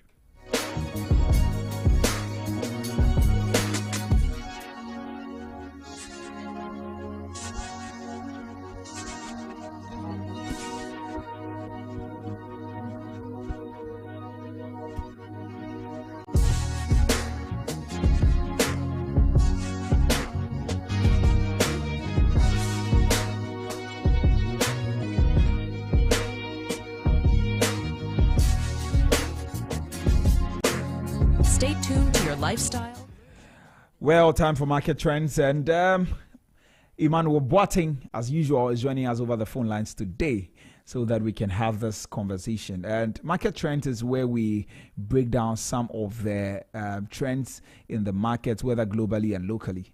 And so if this is your first time tuning in, this is Business Breakfast on Zed, and we are talking market trends. Ima, good morning. How are you? Good morning. I'm doing well. Wow. Today you couldn't join me in studio. No. All right. Anyway, so I think yesterday we started a conversation on the World Economic Outlook report that the IMF released, and we started talking about some of the major highlights of that report, and we mentioned that the global growth is projected at 3.3%, and that is lower than the historical average of 3.7%. And we also highlighted the fact that despite the growth really is about it's because of some measures that have been put in place, and also because we are coming out from the COVID-19 and the Russian-Ukraine war and all of that. So today we're going to focus a bit more on Africa. But just before that, yesterday we highlighted the risk that trade uncertainty brings, right? And I remember we spoke about the U.S.-China conflict and how these things affect, rivalry, not conflict, rivalry, and how it affects the global economy. And then I think you mentioned also that the U.S. is outperforming, right, many advanced economies because of some of the things that they are doing as a nation. Today, I want us to focus on Africa, Sub-Saharan Africa. Now, according to the report, Ima, Sub-Saharan Africa is projected to experience improved growth rate in 2025, despite the global challenges. What are the key drivers of this growth, and how sustainable are they? All right. Thank you very much for the question. And I want to say good morning to all our serious listeners.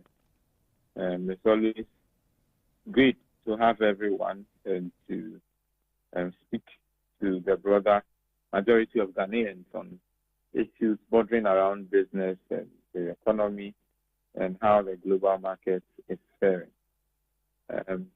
So the growth that we are seeing in Africa is largely driven by high commodity prices, and that increased productivity in agriculture and continued infrastructure investment.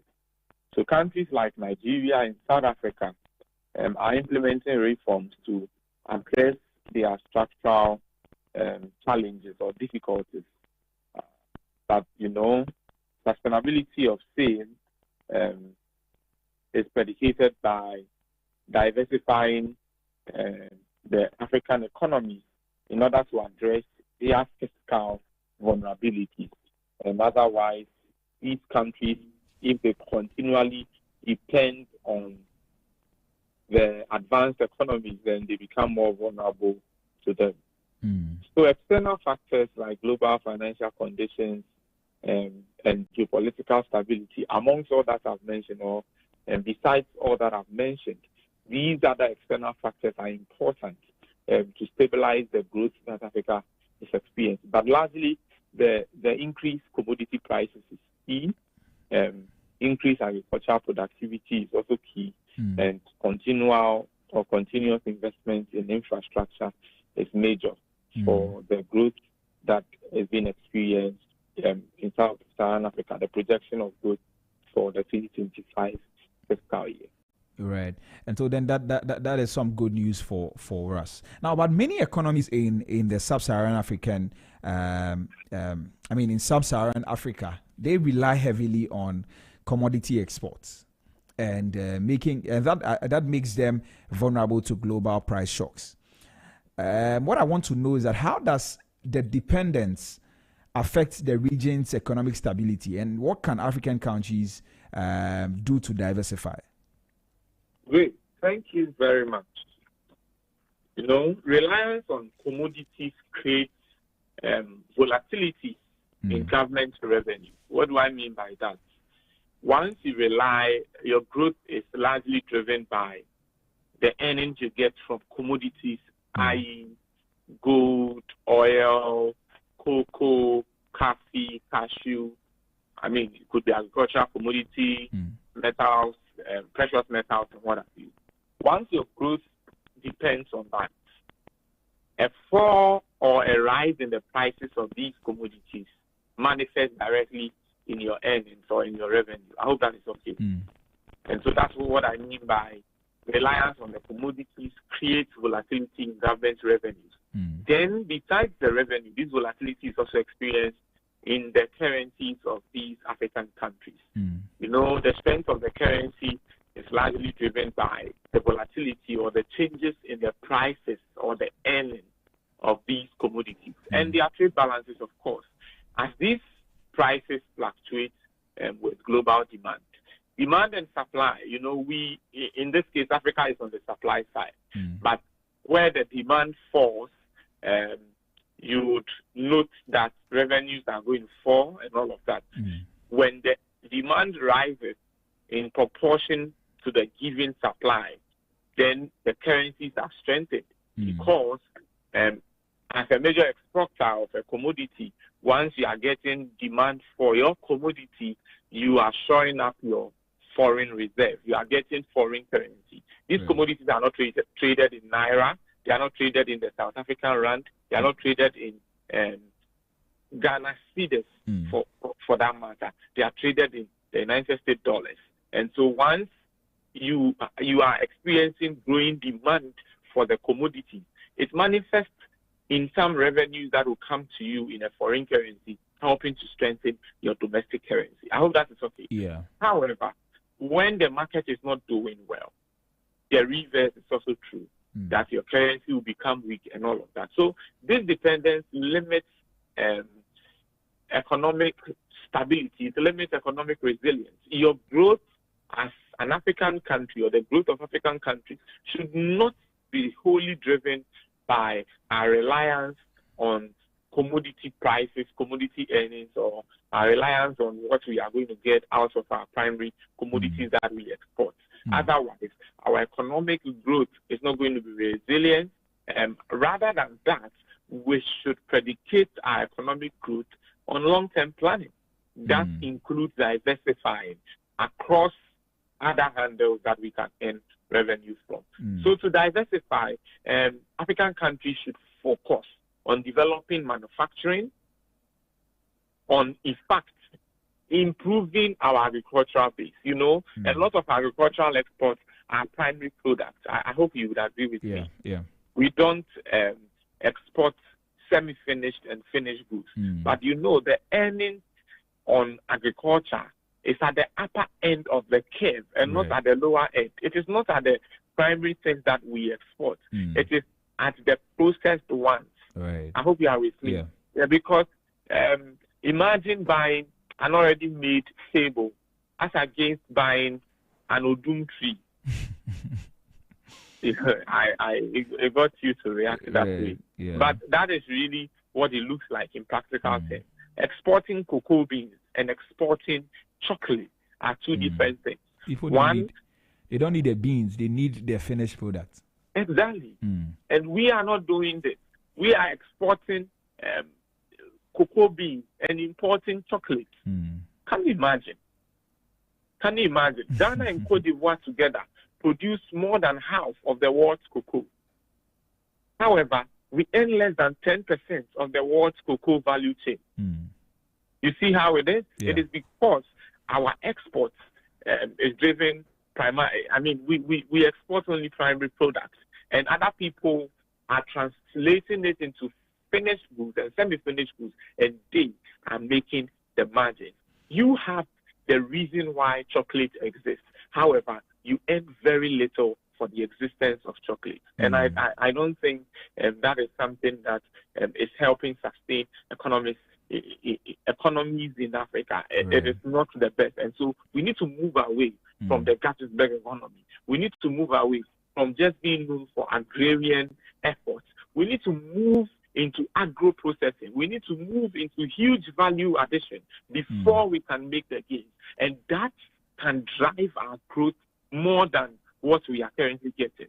What we are getting, I mean, it's necessary, but it is not sufficient to drive growth in Africa. We need something more robust. We need something more resilient. And that is why this morning I'm calling that African countries should look into processing their primary products before they export them to make some earnings out of it. But we need to. Okay, you can but the question I want to ask you is, what stops us from doing this? Because I think these are things that our governments know. I mean, across the African continent, what are the things that stops us as Africans to as it were, finish our products before to export to the global markets? Right. Technology is one. Two is industrial base. Okay, I've not shared this with you before, but how economies develop. We look at it across three broad sectors: agriculture, industry, and services. Maybe one day when you go to the Ghana Statistical Service, right now I'm sure you are going to see it. Agriculture must grow, and the growth in agriculture must feed directly into industry. Is that okay? So unless we expand our industrial base, unless we strengthen it, make it more advanced to be able to do what we are talking about this morning, we'll not be able to do that. And so a weak industry would not be able to consolidate the gains in agriculture. Is that okay? Yeah. So that is key. Until you industrialize, you look at, should I say, okay, let me say, look at the amount of tomatoes that goes rotten on each of our markets, our local markets in Ghana. Is it fair? It is not. These can be manufactured. These can be translated into some finished products and exported where we earn something out of them. But like it is being said in economics, there is the curse of abundance of natural resources. Maybe that is what we are experiencing.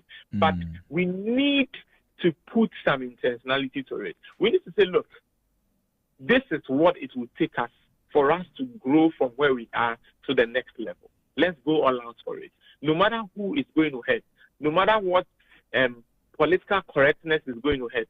Let's put that away and let's look into the future on how to move our economy, on how to move Africa from one level to the other. Right, but I also want to know, don't you think, or are there some global restrictions that have been placed on some of these African countries that is causing them to not go into finishing their products and only depend on exporting raw materials? I don't think so. Unless you know any you want to share with me. No, I don't. But I mean, that's a word on the street. I mean, people say that, oh, these people, when we go for loans, they give us restrictions as to what to do and all of that. And so because of that, we can get into the loan contracts. I mean, and look at it. I don't think so. I take an exception to that, because that's I mean, what at all? Why would someone restrict you from industrializing your country? I mean, Raphael, look at that carefully, and you would agree with me that would not be fair. Well, okay. That would not be fair. All right. So, I think, like somebody puts it, everything right and falls with leadership. And I think that is where a chunk of the issue is coming from. Okay. A chunk of the issue is coming from leadership. All right. Anyway, so you were talking about diversifying, and I think you spoke about the agriculture sector, developing developing the agricultural sector to focus on agro processing and all of that. What other things can we look at in that space that African countries can use to diversify? Right. So, in addition to what I've said, African countries should. I was adding agro processing, that we need to expand our value-added industries like agro processing, and also we need to invest in technology and services. Right. You know, today technology is driving a lot of things in this world. In fact, it is a stylized fact. This fact, nobody can dispute it, that a large proportion of Ghanaians or Ghanaians live or in the agricultural sector. Is that okay? Raphael, are you with me? Yeah, I'm with you. However, agriculture is not giving us the highest level of growth. Right. Think about it. Why is it that a chunk of our people, or a huge proportion of the Ghanaian population, is employed in agriculture, yet that is not where we experience our maximum growth? Elsewhere, in advanced economies, just a small proportion of their population is employed in agriculture, and it is delivering them their maximum growth. Think about it. Until you bring in technology to automate the process of agriculture, and you keep depending on humans or labor force, you are not going to see enormous transformation and growth in that area. You have to automate it so that the people are pushed into the industrial base and in the services sector. Yeah, because a chunk of people want to be there, and that is where the margins are made. Is that not so? Yeah. And so that is one thing that we need to look at. How do we use technology? How do we use AI, robotics, and what have you to drive our agricultural production? And the same should be replicated at the industry level or at the manufacturing level and also at the services level. So we need that. We need that. And we need policies. In Africa, we need policies that will promote small and medium-scale enterprises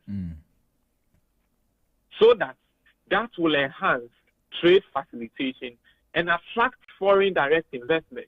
That can help diversify our economic activities and create sustainable growth. That is very important. That is extremely important. So policy has a role to play. Technology has a role to play. AI, robotics, and what have you, they all have a role to play. Agro processing with the role of aiding value addition is also significant. diversifying our economy is critical because we cannot continually depend on our primary production, and Africa holds the majority of the world's arable land. Look at a country like DR Congo.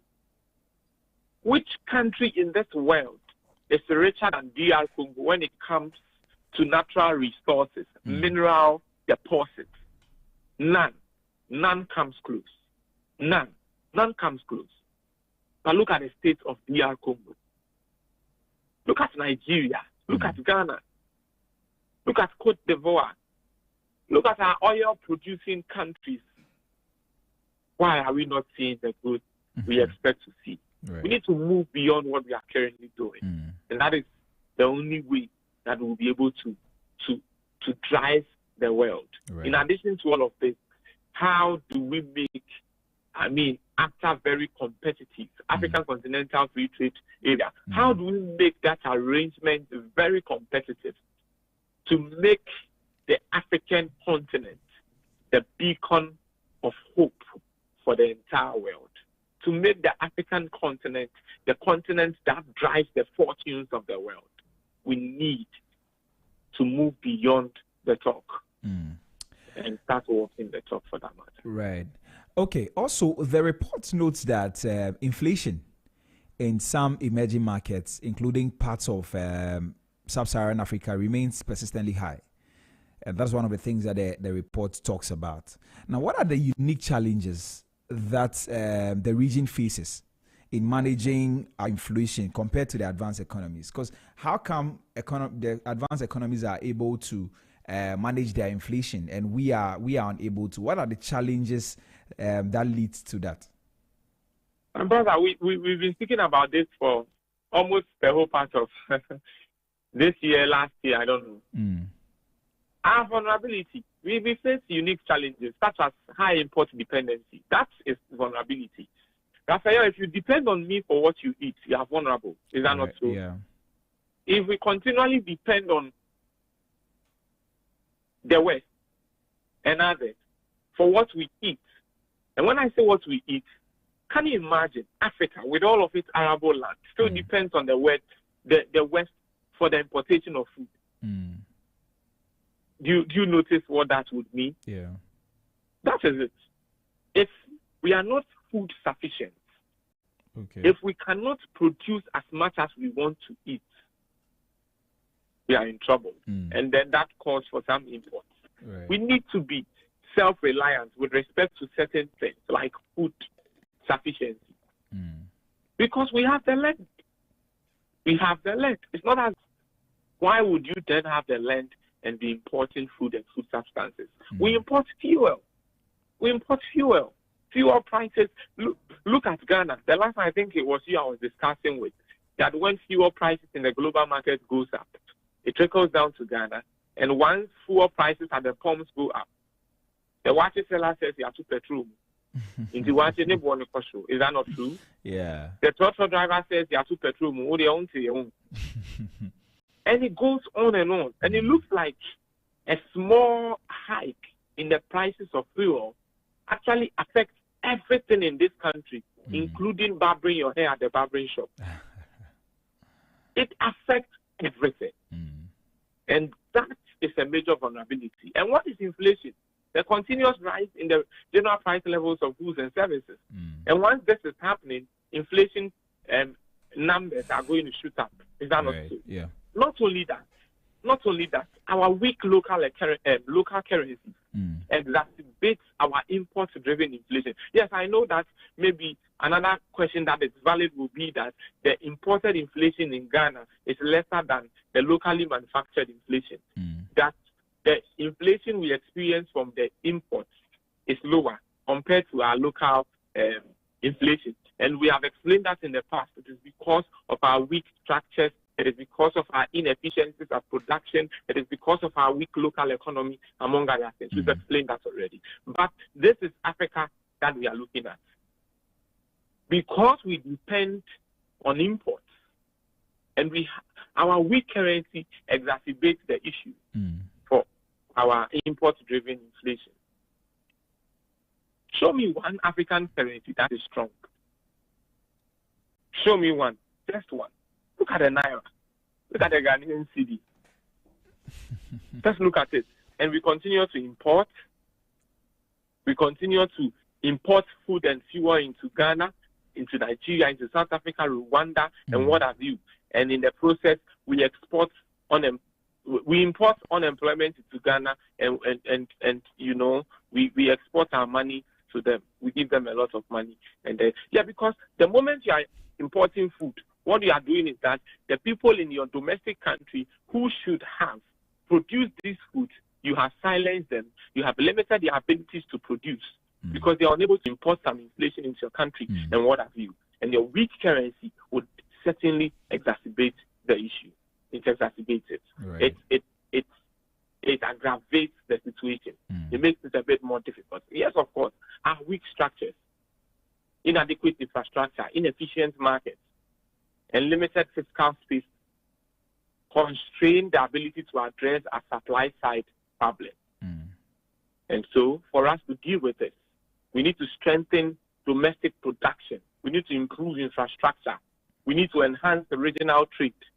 Trading among, can you imagine, Africa trading amongst itself as against Africa trading with the rest of the world? Do you know which one is more competitive and which one is going on more smoothly? It is difficult to move goods from Ghana to Benin than to move goods from Ghana to the United States. How so? The West, yes, let me explain to you. If you want to move from Ghana to Senegal, do you think there's a plane at Kotoka that takes you from Ghana to Senegal without passing you through the West? My brother, the West has connected Africa to itself than Africa. You see, the West has connected Africa to itself means that Africa is more connected to the West than Africa is connected to one another. Yes, that is the truth. And we need to change that. We need to change that. And so we need intra-Africa trade to help boost the African continent in terms of its production capacity, in terms of its abilities, and what have you. Is that okay? Yeah. And that is where we are. Okay. Now. So I wish we could focus a bit on Ghana so that we can talk about some of the things that the report says. Okay. But because of time, or maybe we should just go into that a few minutes before we go. So, of course, Ghana is part of the sub-Saharan African region, right? And according to the report, it is supposed to, expected to see improved growth in 2025. Yes. How does Ghana's projected growth compare to other countries in the sub-Saharan African region? And what are the factors that are shaping that economic outlook? All right. Our growth essentially aligns with the regional average. When I say regional, the African, sub-Saharan African average. Our growth, Ghana itself, we've not seen the growth for, the actuals for 2024, but at least the last time we checked was in the third quarter, we grew by 7.2%. We can see some recovery in agriculture. We can see improved performance in the oil and gas sector. That is driving our growth. We can see government efforts to stabilize the economy, and that is what we saw just before former President, His Excellency Nana Addo Dankwa Akufo-Addo, exited office. Current President John Dramani Mahama is consolidating those gains and all of that. So we know really what is driving our growth. We see some earnings from mining, quarrying, ICT, and what have you. We've seen that. Now, it is a high public debt, inflationary pressures, and currency volatility that remains our major challenges. Is that okay? Yeah. So we need to maintain a certain level of fiscal discipline. Is that okay? We need to boost our exports and improve the business environment to achieve sustained growth. That is what we need to do. So, to put it differently, we are doing very well as a country. We are not below the regional average. In fact, we are doing better than a number of the countries in Africa. However, I also want to note that there are still challenges that we must deal with. Right. Okay, so also, I mean, of course, from what we just read from the report, I mean, from what I read from the report, the inflation, as I mentioned earlier, globally is on a downward trend, right? But Ghana, a dear country, has faced some significant price instability in recent years. Okay, so what are some of the specific measures? Is it just the same as Africa generally, or there are some things that Ghana itself must do to stabilize prices and support growth at the same time? All right. You know, Ghana can stabilize prices essentially by enhancing food. What is our problem? Food security. Raphael, call your friends, give them food. Everyone is happy. Is that not so? When you see food, don't you get happy?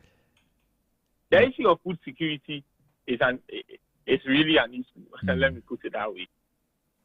We can do so, stabilize our prices by enhancing food security through investment in agriculture, reducing our reliance on imports, and improving supply chain efficiency. Is that okay? Yeah. We need to be able to strengthen our CD as well. That is important. And the strengthening of the CD should not only be efforts from, as it were, the monetary side, the central bank. Yes, of course. Central bank over time has used monetary policy to help stabilize prices, to help strengthen the CD and what have you. However, the fiscal side has a role to play. And I'm happy anytime I hear the finance minister designate the Honorable Hisel Atto-Forson make the case for what the fiscal side, the government should also do in order to strengthen the CD in synergy with what the monetary side of the country is doing. Right. Is that okay? Yeah. And so that is important so that we can bolster our foreign exchange reserves, and then in the end, some fiscal measures like revenue enhancement and expenditure minimization are important, so that we would avoid excessive debt accumulation. Once we have the revenue we need for the things we have to do, and our debt burden will be eased. Okay. We already have some debt on us. We already owe a lot.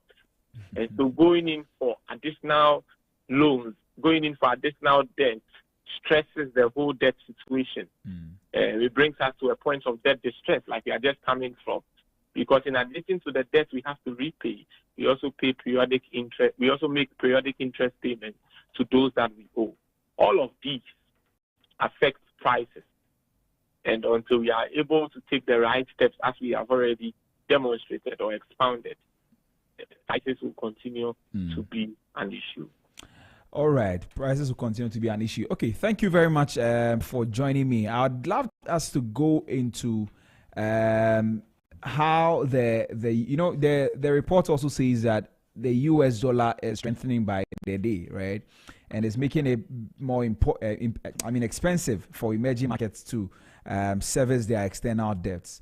Tomorrow, I'd want us to go into how that affects, the implications of the strength of the US dollar against our trade balance, and then maybe our debt sustainability. I'd want us to go into that tomorrow. Yes. Okay. But thank you very much for joining me this morning here on the Business Breakfast on Zed 101.9 FM. We hope to have you tomorrow. Sure. I look forward to it. Thank you, too. You're welcome. All right. You're still tuned into Business Breakfast on Zed 101.9 FM with me, Nee Trebi Hammond. Very soon, we're going to go into the conversation with the man that I believe that you love, is going to share with us something on personal finance as an entrepreneur, how you can manage your personal finance as an entrepreneur so that you don't go bankrupt. So you want to stay tuned. We'll be right back after this spot of music.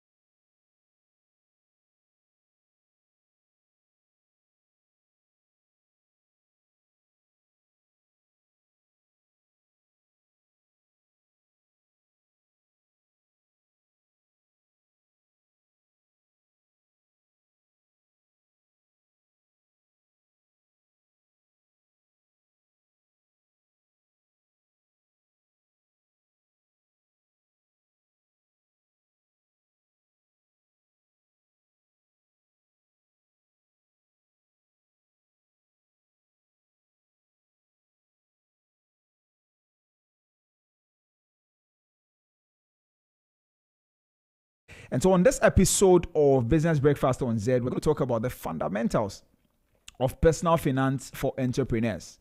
And our special separating business and personal finance, we're going to talk a bit about budgeting, savings, and all of that. And this conversation is something that you should look forward to. And I have in studio already Dr. Teddy Osei Kwache. Say, good morning. Good morning. You're welcome. Thank you. I like your smile. All right. So we're going to get right into the conversation. You have some initial thoughts? You have something to say? Oh, it's good to be here. Great. Yes, great. And I'm happy to be here, and thank you for having me too. We are more. When we talk about the personal finance, what do we mean by personal finance? That's the first thing you need to understand that right.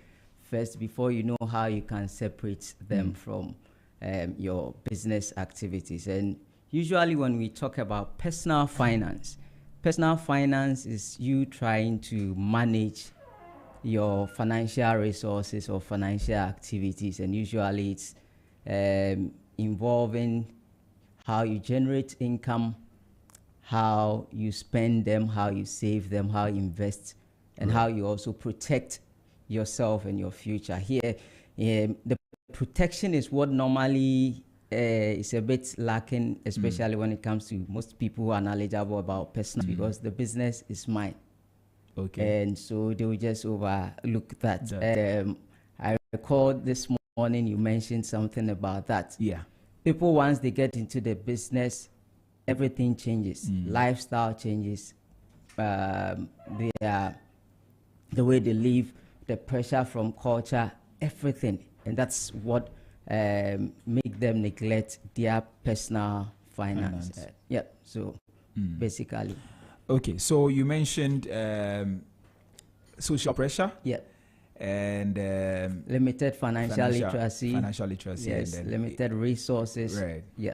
Right. And I think those are some of the things. I mean, I mentioned the financial literacy bit earlier when I was giving my, when I was talking, on Business Brief, the segment where I shared something like that.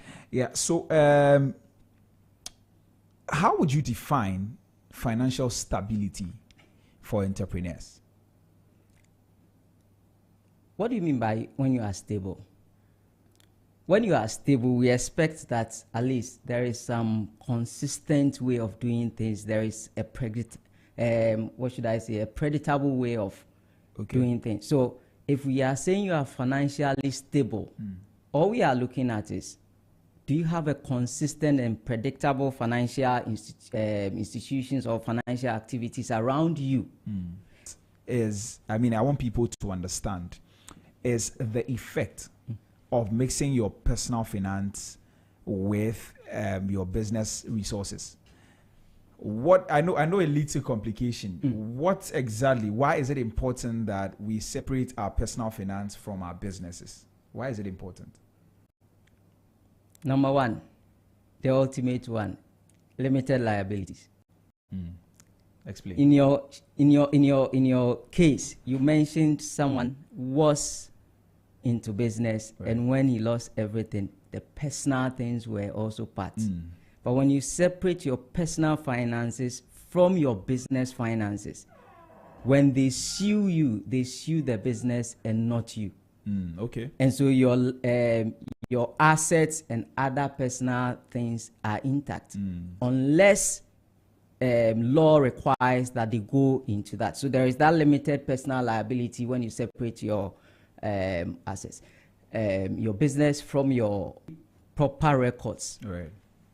I come to your business. You need loan from me. I see that your business activities, your personal activities, and everything that you have are all messed up. I see you are not organized.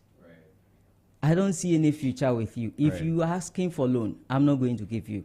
So it gives you a clear way of you tracking your expenses. If you are able to track your expenses, there are some tax benefits that you are going to get because you have those documentations for your personal as well as your business. Sometimes there are some deductions that personally, if you have documents on, you are able to get, let's say you're going to school, and you go and buy a laptop. That laptop for education probably is tax exempt. Right. Or you can take it as a deduction, and that's a benefit to you. But most of the time we lump them together. And you see, when you're able to separate those things, you also adhere to you comply with tax regulations. What do I mean by that? Your income tax requirement is different from the business requirement. Right. And you're able to make sure you comply with those things. There is also a protection of your business reputation, as well as your credit worthiness. As I mentioned, if I see that you are just mixing everything else, you come to me as a creditor, I will not give you any loan. If you're also able to separate your business finance, business from your personal finance, it helps you in succession planning. There is that exit strategy. Most businesses, they don't have separation, and so once they die, the business is gone. But once there is that separation, at least you have that exit strategy, and you have that also, that personal finance clarity. That also helps you in terms of achieving your financial goals as well as achieving your business goals. So it's crucial. Right. To separate your personal In finance. accounting, we call it separate business entity concept. There is a separation between your business as well as to my business. Because of that separation, the business sees it as capital that they owe you as a person. I see. Wow, very, very important things you share there, Doc. So one of the things that you mentioned is that it will help you to be able to. Once you do that, the business laws allow that. So it's your property. That's why I say everything you are giving to the business is your capital giving to the business is your capital investment that you are making, right? So it is for the business. You have given it to the business as a capital. I see. So instead of you donating cash as an asset. Oh, okay. So it doesn't belong to you anymore. No. That's why there is that clear separation in there that you have to. I see. Okay. And now for many entrepreneurs starting out, right, for many of them starting out, laying a right foundation is very difficult. Many entrepreneurs starting out, right, for many of them starting out, laying a right foundation is very difficult. And when you began speaking, we spoke a bit about financial stability. What are the first steps entrepreneurs should take to create a solid personal financial foundation? Everything begins with to create a solid personal financial foundation. Everything begins with a clear objective. Okay. Goals. Okay. What are your financial goals? Is it that I want to grow your financial goals? Is it that I want to grow my business in terms of your business as an entrepreneur? Is it because I want to save for the financial goal? Assess your financial situation. How am I going to go about it? What are my incomes? What are my revenue? Based on this, you budget. Right. And budget is trying to forecast and plan with your finances or financial. Right. And budget is trying to forecast and plan with your finances or financial. Nowadays, we have a lot of softwares, we have a lot of apps that help you in terms of budgeting or in terms of tracking some of these expenses. And once you have planned in your plan, you would have included something like an emergency fund. Right. So in the emergency fund, what are we looking at? You need to have a fund that can help contingencies. And I always advocate that you, as a business, if you're looking at your business, look at between 3 to 6 months expenses if you want to be able to set up that emergency fund, and based on that, start saving to build that emergency fund. Now you've built your emergency fund. What next? In your course of business, you may end up maybe going for some loans. Learn how to manage your debt. Okay. How do you manage your debt? You have to assess your debt. Who are the people I'm owing? What are the interest rates on it? And find a plan to make payment. It's important. If you don't make repayment as and when you want to, you may end up losing your credit worthiness.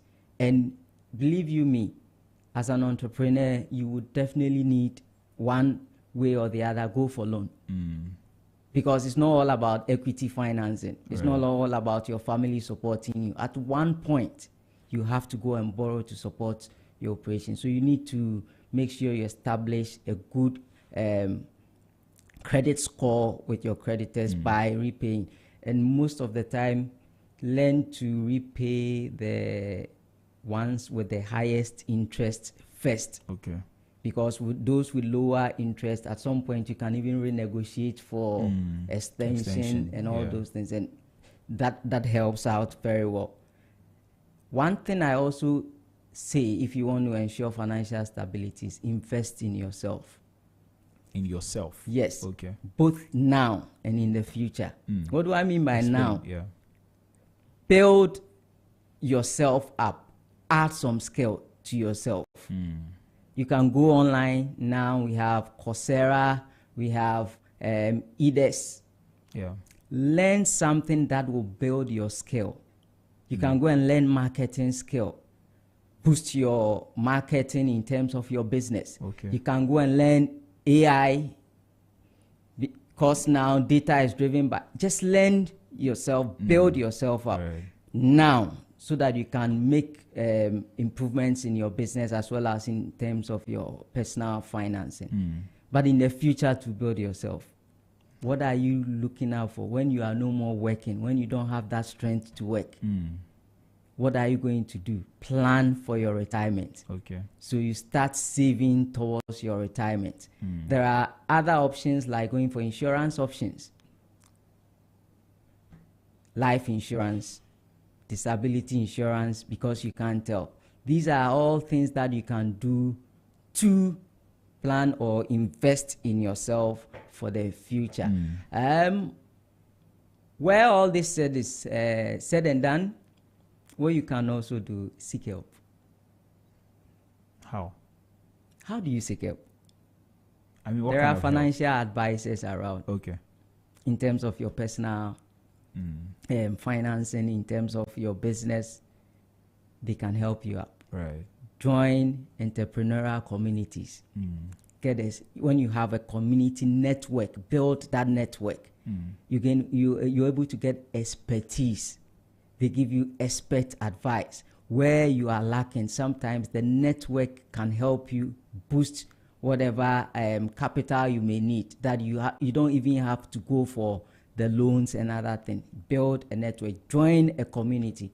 In Ghana, I think we have the Ghana Entrepreneur. Ask this as well. How can, so many entrepreneurs face a challenge of regular income. So how can an entrepreneur budget effectively when they have those challenges of irregular income? Okay. I don't know, have you been if you've been in the rural areas when we were growing up, you know what we would do? Our mothers will have envelopes for all of us. When you get money, you go and put them in. You go and put it. We have one technique. I'm just drawing you a thing. We have one technique we call enveloping system. Right. So you just pick an envelope, tell yourself these are my expenses. So housing or rent, this is how much I'm putting in for rent. Okay. I'm not going above it. So if it is 2,000 it is. Once you finish spending, it means you are not spending on renting again. So all your expenditure you have common or you have determined amounts that you put in that you are not exceeding, because you know you don't have regular income. So on the whole, I've seen that this is how much I get. So this is what I put in, and I'm not going above it, because I know whatever it is, at least this minimum income I'm going to get. And that's what I have shared among my expenditure, so that I don't go overboard. You can also prioritize your spending, or you use the prioritizing budgeting system. What do I mean by that one? You know, we have essential expenditure and we have non-essential expenditure. You know, leisure, going to have fun. Yeah. These are all non-essential. But you know, your utilities are very essential. Your house, your rent. Okay. So I'll go in first for my essential ones, then non-essentials. If there are some, I save. Okay. Some call it, there are some books which will say use the 50-30-20 rule. Yeah, I've heard about that. Yes, so 50 essentials, 30 non-essentials, 20 savings. That's powerful. It helps. Now for Christians, leave some 10% for God as well. Well, the 10% is part of your essentials for me. Okay. So, all right. Yeah. And you can look at on the average. So you can study your pattern. Maybe you pick 6 months also. You study the income that are coming. Okay. Then find the average. And so when you are budgeting, you use that average budgeting system. And don't forget about your emergency fund. I've spoken about the emergency fund. That, yes. It's very, very important. So when you have fluctuating income, the emergency fund can be of help. Right. Okay. Yeah. So just because you mentioned emergency fund, let me come to that. What percentage of the income of an entrepreneur go into an emergency fund? It depends. It depends on your stability, your financial stability. It depends on your income, it depends on your goals. But usually, I will tell you that if you can get between 10 to 20% on the average going into your emergency fund, that's okay. That's good. However, if you are looking at your business, then you should look at, can I secure a 3 to 6 month expenditure with my emergency fund? Okay.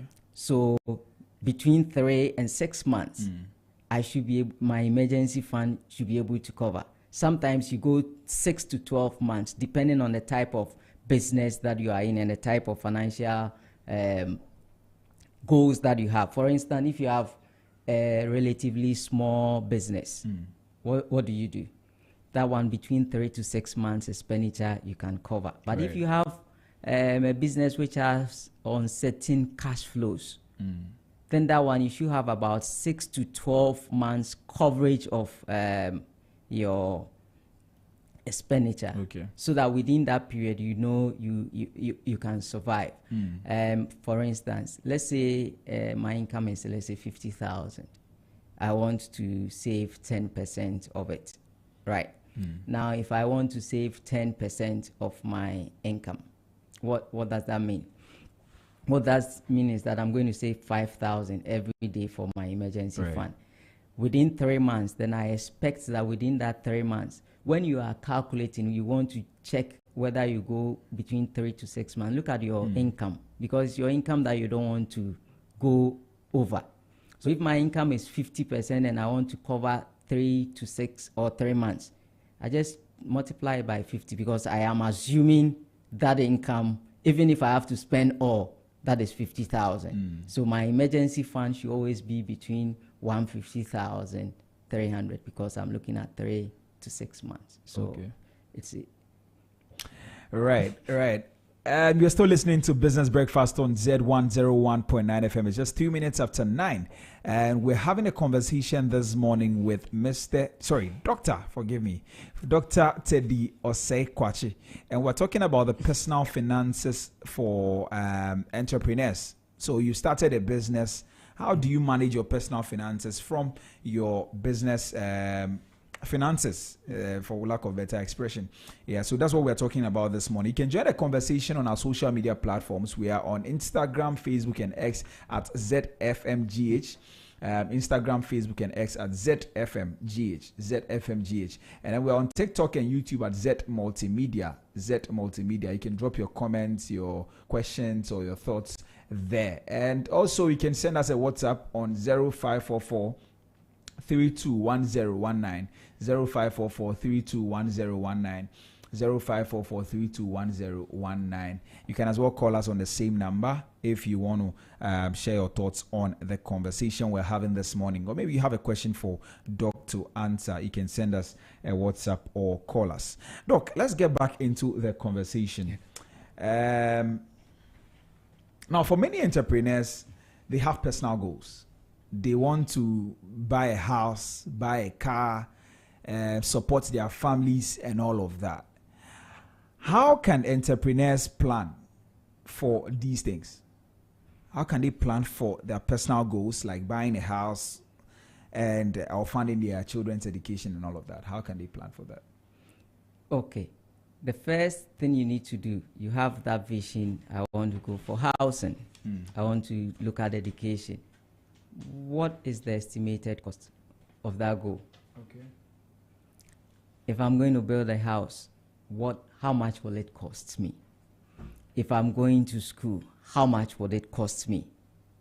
And the cost could be the main cost associated with what you want to do, and also some additional costs. For instance, if I'm planning a house or to get housing, the cost of building the house is the primary one. But there are other peripheral costs. Right. Property tax, property rates, maintenance. These are all additional costs. You need to try and estimate this cost. Now, I've estimated this cost associated with whatever personal goals that I have. I have to start saving. Have a constant saving plan for it, and be consistent with it. I personally have one bank account. I call it school fees account. Oh, really? Yep.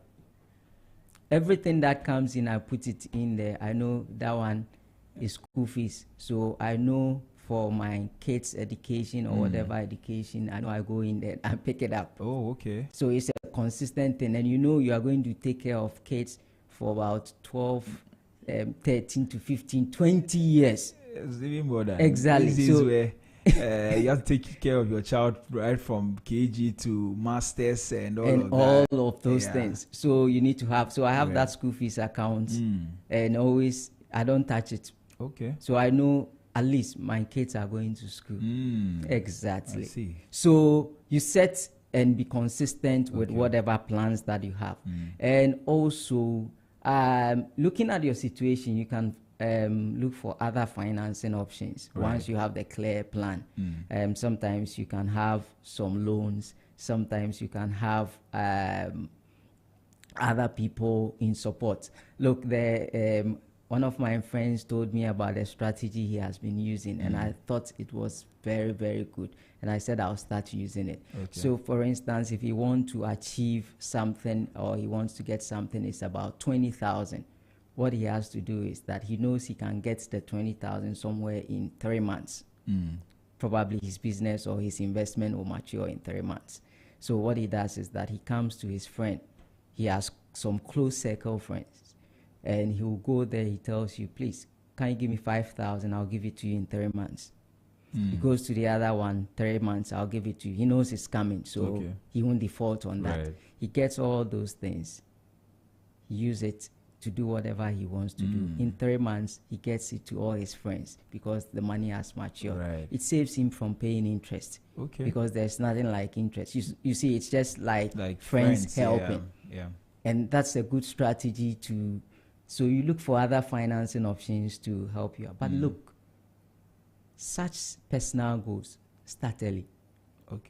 If you haven't started, start now. It's not too late.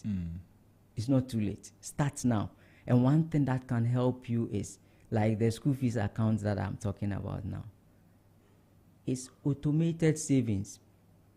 So once the money hits the account, automatically that percentage goes in there. Oh, okay. So whatever is left in my account is what I'm going to spend. To live on. I have done those automated savings. It goes, this goes. So whatever I have in my account is what I. So if you know you cannot discipline yourself, when as soon as the money comes in, you are going to enjoy and spend them. What you need to do is to try and do such automated savings and diversify your investments too. Okay. There are so many investment opportunities available. Make sure you don't invest in one. With recent happenings, you need to know how to diversify your investment. If you can if you don't have that knowledge, there are experts around who can also help you with regards to that. And continually review this plan that you have. Okay. You may have estimated a cost. As time goes on, the costs might change. Review whatever goal, review that plan, and adjust whatever plan that you set to achieve that goal. And I'm sure you have that financial stability. Okay. Doc, you're giving a lot of good advice. Now, for me personally,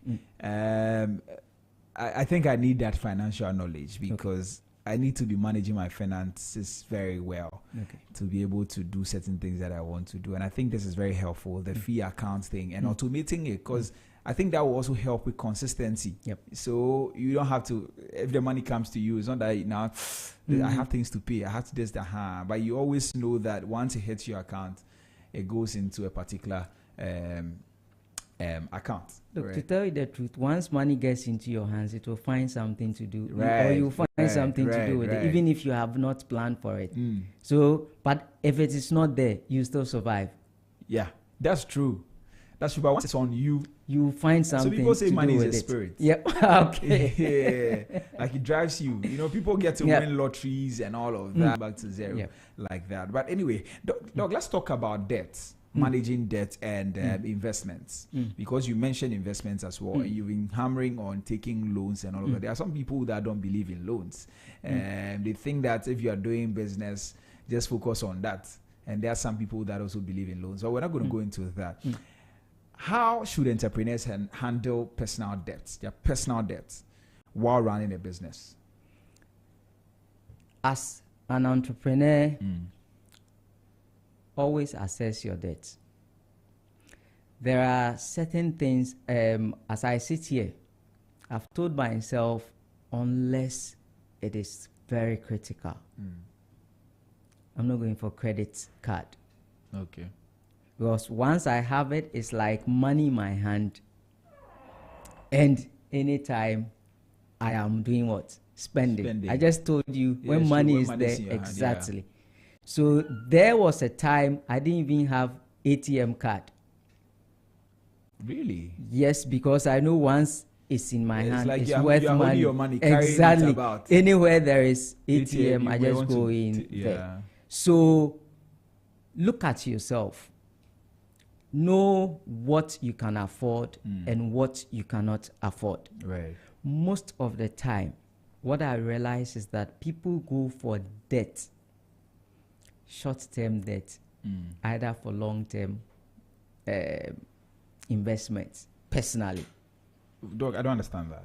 So they'll go for a short-term loan. Maybe the loan will mature in 3 months, but they'll go and put it in an investment which will take about 1 year to get the return. So they take the loan and put it in an investment? Yes. So, but you take loans. Even your business is an investment? Yes. You take loans and you use them to invest. So they'll go in for a long-term loan also, and they'll go and use it for recurrent operations. So you go in for long-term loan. You are using the long-term loan to pay salaries. When it matures, you don't have it because you are using it for short-term. So make sure you map your debt. All right. So if I'm going to buy a house, if I go for mortgage, the interest rates are good. What do? I go for that. Map them. Okay. Then make sure you assess your debt constantly to know how you're going to pay. What are the amounts involved in my debts? Let's say you have a credit card. Usually credit cards will have higher interest rates.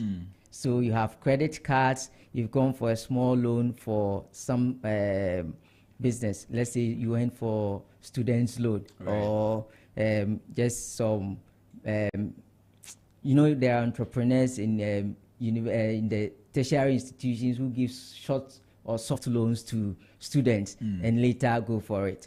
Now you prioritize all these things in terms of payment. Remember, I told you that it's important you always have to look at the high interest rates loans. Those are those ones that you try and pay off first. So if you have a credit card, always try to make sure you are paying those loans first. Then we have the medium risk loans. Then we have the low the low interest or the low risk loans. So you prioritize the payments in that order. And I mentioned with low risk or the low interest, sometimes you can renegotiate for longer term because you won't lose much. Assuming you go for a loan for 20,000, the interest rate is 25%. You are paying 5,000, but you can go for another loan, let's say 10,000, low rate. The interest rate is, let's say, 2%. The 2% payment is lesser than the 5,000. So I'll prioritize the payment. Sorry.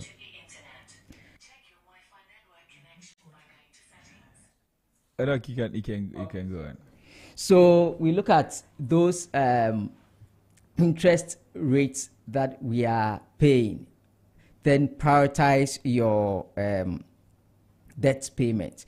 All right. Now you also have to manage your cash flows. Manage your cash flows very well. What do I mean by that? You know what comes in and what goes out. And so you have to make sure you allocate your funds well in terms of this debt and other investments that you are making. And so if you think that you are unable to pay the debt as you want to, please talk to your creditors. They will understand. Talk to them, communicate with them. Try and see if you can renegotiate with them. And I'm sure they need the money also. It's more or less, we don't want the money to go away. So come to us, just as we did recently as a country. You talk to creditors, you renegotiate your loan terms and consider other forms of debt. Maybe sometimes you can put debts together. Right. So there are small debts that you have put across board. You can consolidate them. Then talk to the creditors that this is what I want to do. Now, when I consolidate them, it becomes a huge debt. So can you reduce the interest rate for me? Because when you went for smaller amounts, he wanted to get investment, get returns from investment. So he gave you a higher option of interest. But now he's giving, because you've consolidated them together, it becomes higher. And now you can negotiate with the creditor for better terms. So you just have to constantly review them and stick to your debt repayments plan. If it is defaulting, talk to the creditors, renegotiate. They will understand. Okay. All right. So that is, I think that is okay on debt. Can we also talk about investments? Now, there are many people that know that they have to invest. And for entrepreneurs, it's one of the surest way they can generate some personal, wealth, or grow their wealth. What are some investment options for entrepreneurs? A lot. Okay. Now I'm very careful when I'm talking about investments because we used to advise certain investments and now I understand. So you tread cautiously. But what I want to let you understand or let your listeners get is that there are different types of investments that you can get to, and it all depends on the financial goals you have set, which are low risk investment, and we have those which are medium risk investment. Usually the low risk ones are what we commonly see, the treasury bills. Yeah, the fixed deposits. These are usually in the short term. You can liquidate them anytime. Previously, bonds used to be, we consider them as low risk, but with the happenings now, it's a bit dicey going into bonds. But treasury bills, fixed deposits, low risk. Then we also have the medium risk investment. And when I talk about this, most of the medium risk investment requires also your disciplines and your discipline and your consistency in terms of your presence. And what do I mean by that? The first thing I want to talk about in terms of that is agricultural investment. You can go into farming. Yes. But that's why I said it requires you there. Okay. With my little experience, if you are not consistent in the farm, you're likely to lose. Yes, because people may not be reliable in terms of that. A friend of mine actually lost a lot of money. Yes. He went into poultry. By the time he went there, the guys have sold exactly, and they'll be telling you stories. That's true. Yes. But when you are monitoring, when you are controlling and managing, you are able to, it pays a lot. Recently, a friend of mine is telling me to go into rice business. Okay. I looked at the benefits, I looked at the cost involved. I think it's lucrative. And that's the look. Consistent in visiting those places. And if you're not going into agricultural investment, you can also go into property investment, though it's capital intensive. But once you get into those property investments, those I call them medium risk investment. At least you are assured of a constant and a steady income coming from those ones. You can even go, even if you are not developing, you can just acquire those property, resell anytime you want. And that's a good investment option for entrepreneurs. But the high risk ones are those we normally have on the stock market. So investment in shares, I call it high risk. And because it's high risk, usually you're also going to have high returns when the returns are coming, and usually these ones are in long term. Then another one that may gain traction in Ghana now because of our currency fluctuation is forex. Right. Forex trading. And yes, that's another good investment, but it's highly risky. Yes, that's the caution I'll give you. It's highly risky. But in investments, the higher the risk, the higher the returns. So it depends on your risk preference. And you need to know what your financial goals are and which one you are going to go in for. And there are other ones like commodities. You can go into gold, trading in gold. Some are even now doing cryptocurrency. And all those things. Yes, these are all other investment opportunities that you can have available for any entrepreneur. Okay, it's exactly 23 minutes past the hour 9, and this is Business Breakfast on Zed 101.9 FM. We're having a conversation with Dr. Teddy Osei Kwachi, and we're talking personal finance. We know that is very important for you as an entrepreneur, and so we're giving you all the tips as to what you need to do to be able to settle your personal finance from your business finance. You can join a conversation on Instagram, Facebook, and X at ZFMGH. Instagram, Facebook, and X at ZFMGH. Or you can send us a WhatsApp on 0544-321019. 0544-321019. We'll read all your comments and then Doctor will address all your questions. Doc, let's talk a bit about plowing back. Now, plowing back is one of the concepts. I mean, for those of you who don't know, Doc should be the best one to explain, but because I know, let me also show my weight more. Exactly. But anyway, so plowing back is putting the profits back into the business. And I think it's one of the toughest decisions for entrepreneurs because some of them feel like, I've made a profit, let me save it and enjoy. But you are telling me to plow it back, reinvest it into my business. The question I want to ask is that how can entrepreneurs assess whether to do the plowing back or to save their money?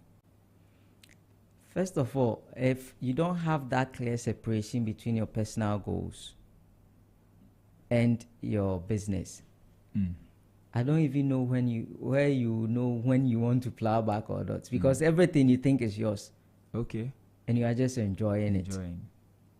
But as I mentioned earlier, the separation is important.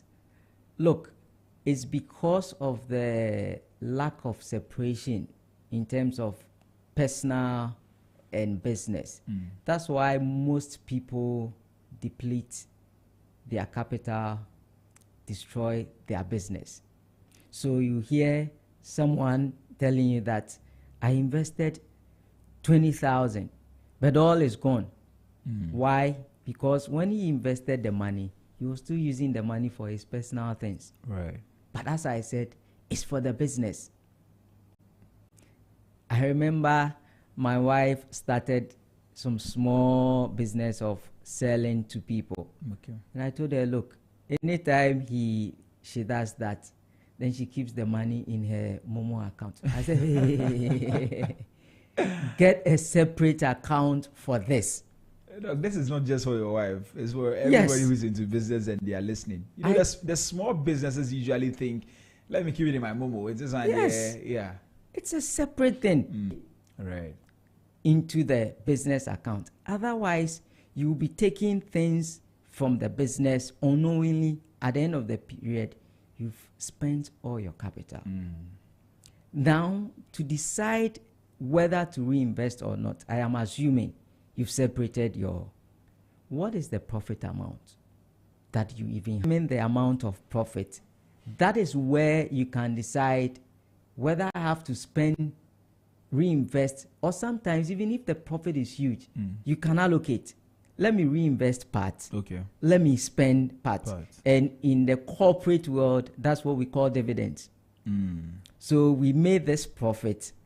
We decided to give this to the owners and reinvest the whole amount because of probably the plans that they have. So determine whatever profit amount is it. Then evaluate your priorities. What are your financial goals personally as well as the business? What are the financial goals in there? Do I want to expand my operations? If you make any profit now and the amount you make in terms of the profit, it's not so huge above upgrading your equipment.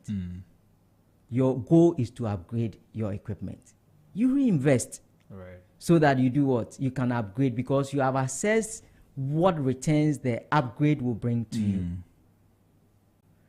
If you want to expand and the money, the profit you had does not meet the amount involved in expansion or it's not so much above it, why won't you reinvest?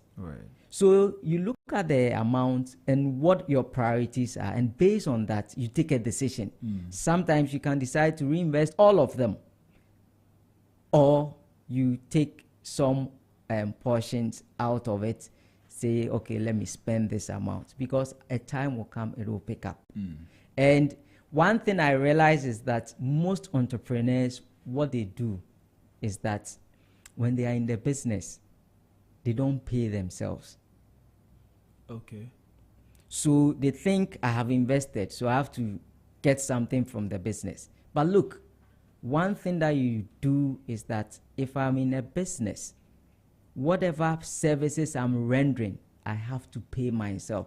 When you have that payment, if you have employees, you pay them. Yeah. So if you also pay yourself, that is what you are getting from the business. But if you are not paying yourself and everything you are doing is just, let me put my money in, at some point you want to rip from That's true. The investment. So you start taking the money, you don't think reinvestment is important. But hey, if you pay yourself, you know this is how much I'm getting as sources of income. You don't worry about reinvestment at all. So you just have to know your priorities and decide. Sometimes you reinvest all of them. There's nothing wrong with that. And that's based on the fact that you have assessed your priorities and you know that it will bring more returns if I reinvest. Okay. Yeah. All right, Doc. Let's talk a bit about taxes. I'm grateful for the things that you're sharing this morning. Let's talk a bit about taxes. Now, most entrepreneurs struggle with tax planning. And it's a major stress for them because taxes in themselves are a major stress for entrepreneurs, especially without proper planning. Yeah. Now, what are the biggest tax planning mistakes entrepreneurs make? What mistake do they make? In fact, your question was one question I was discussing with my colleague just recently, and he just went blank. It's lack of knowledge. And I just shared the same sentiment. It's lack of knowledge. Sometimes we end up trying to plan, and it ends up tracking your expenses, looking at your income streams and bringing in your income. Looking at your income streams and bringing in your income. At the end, you're able to assess your tax correctly. Sometimes if you don't have documentations, there are some tax deductions you won't get. Right. But you need to keep proper records of and also take advantage. Entrepreneurs don't take advantage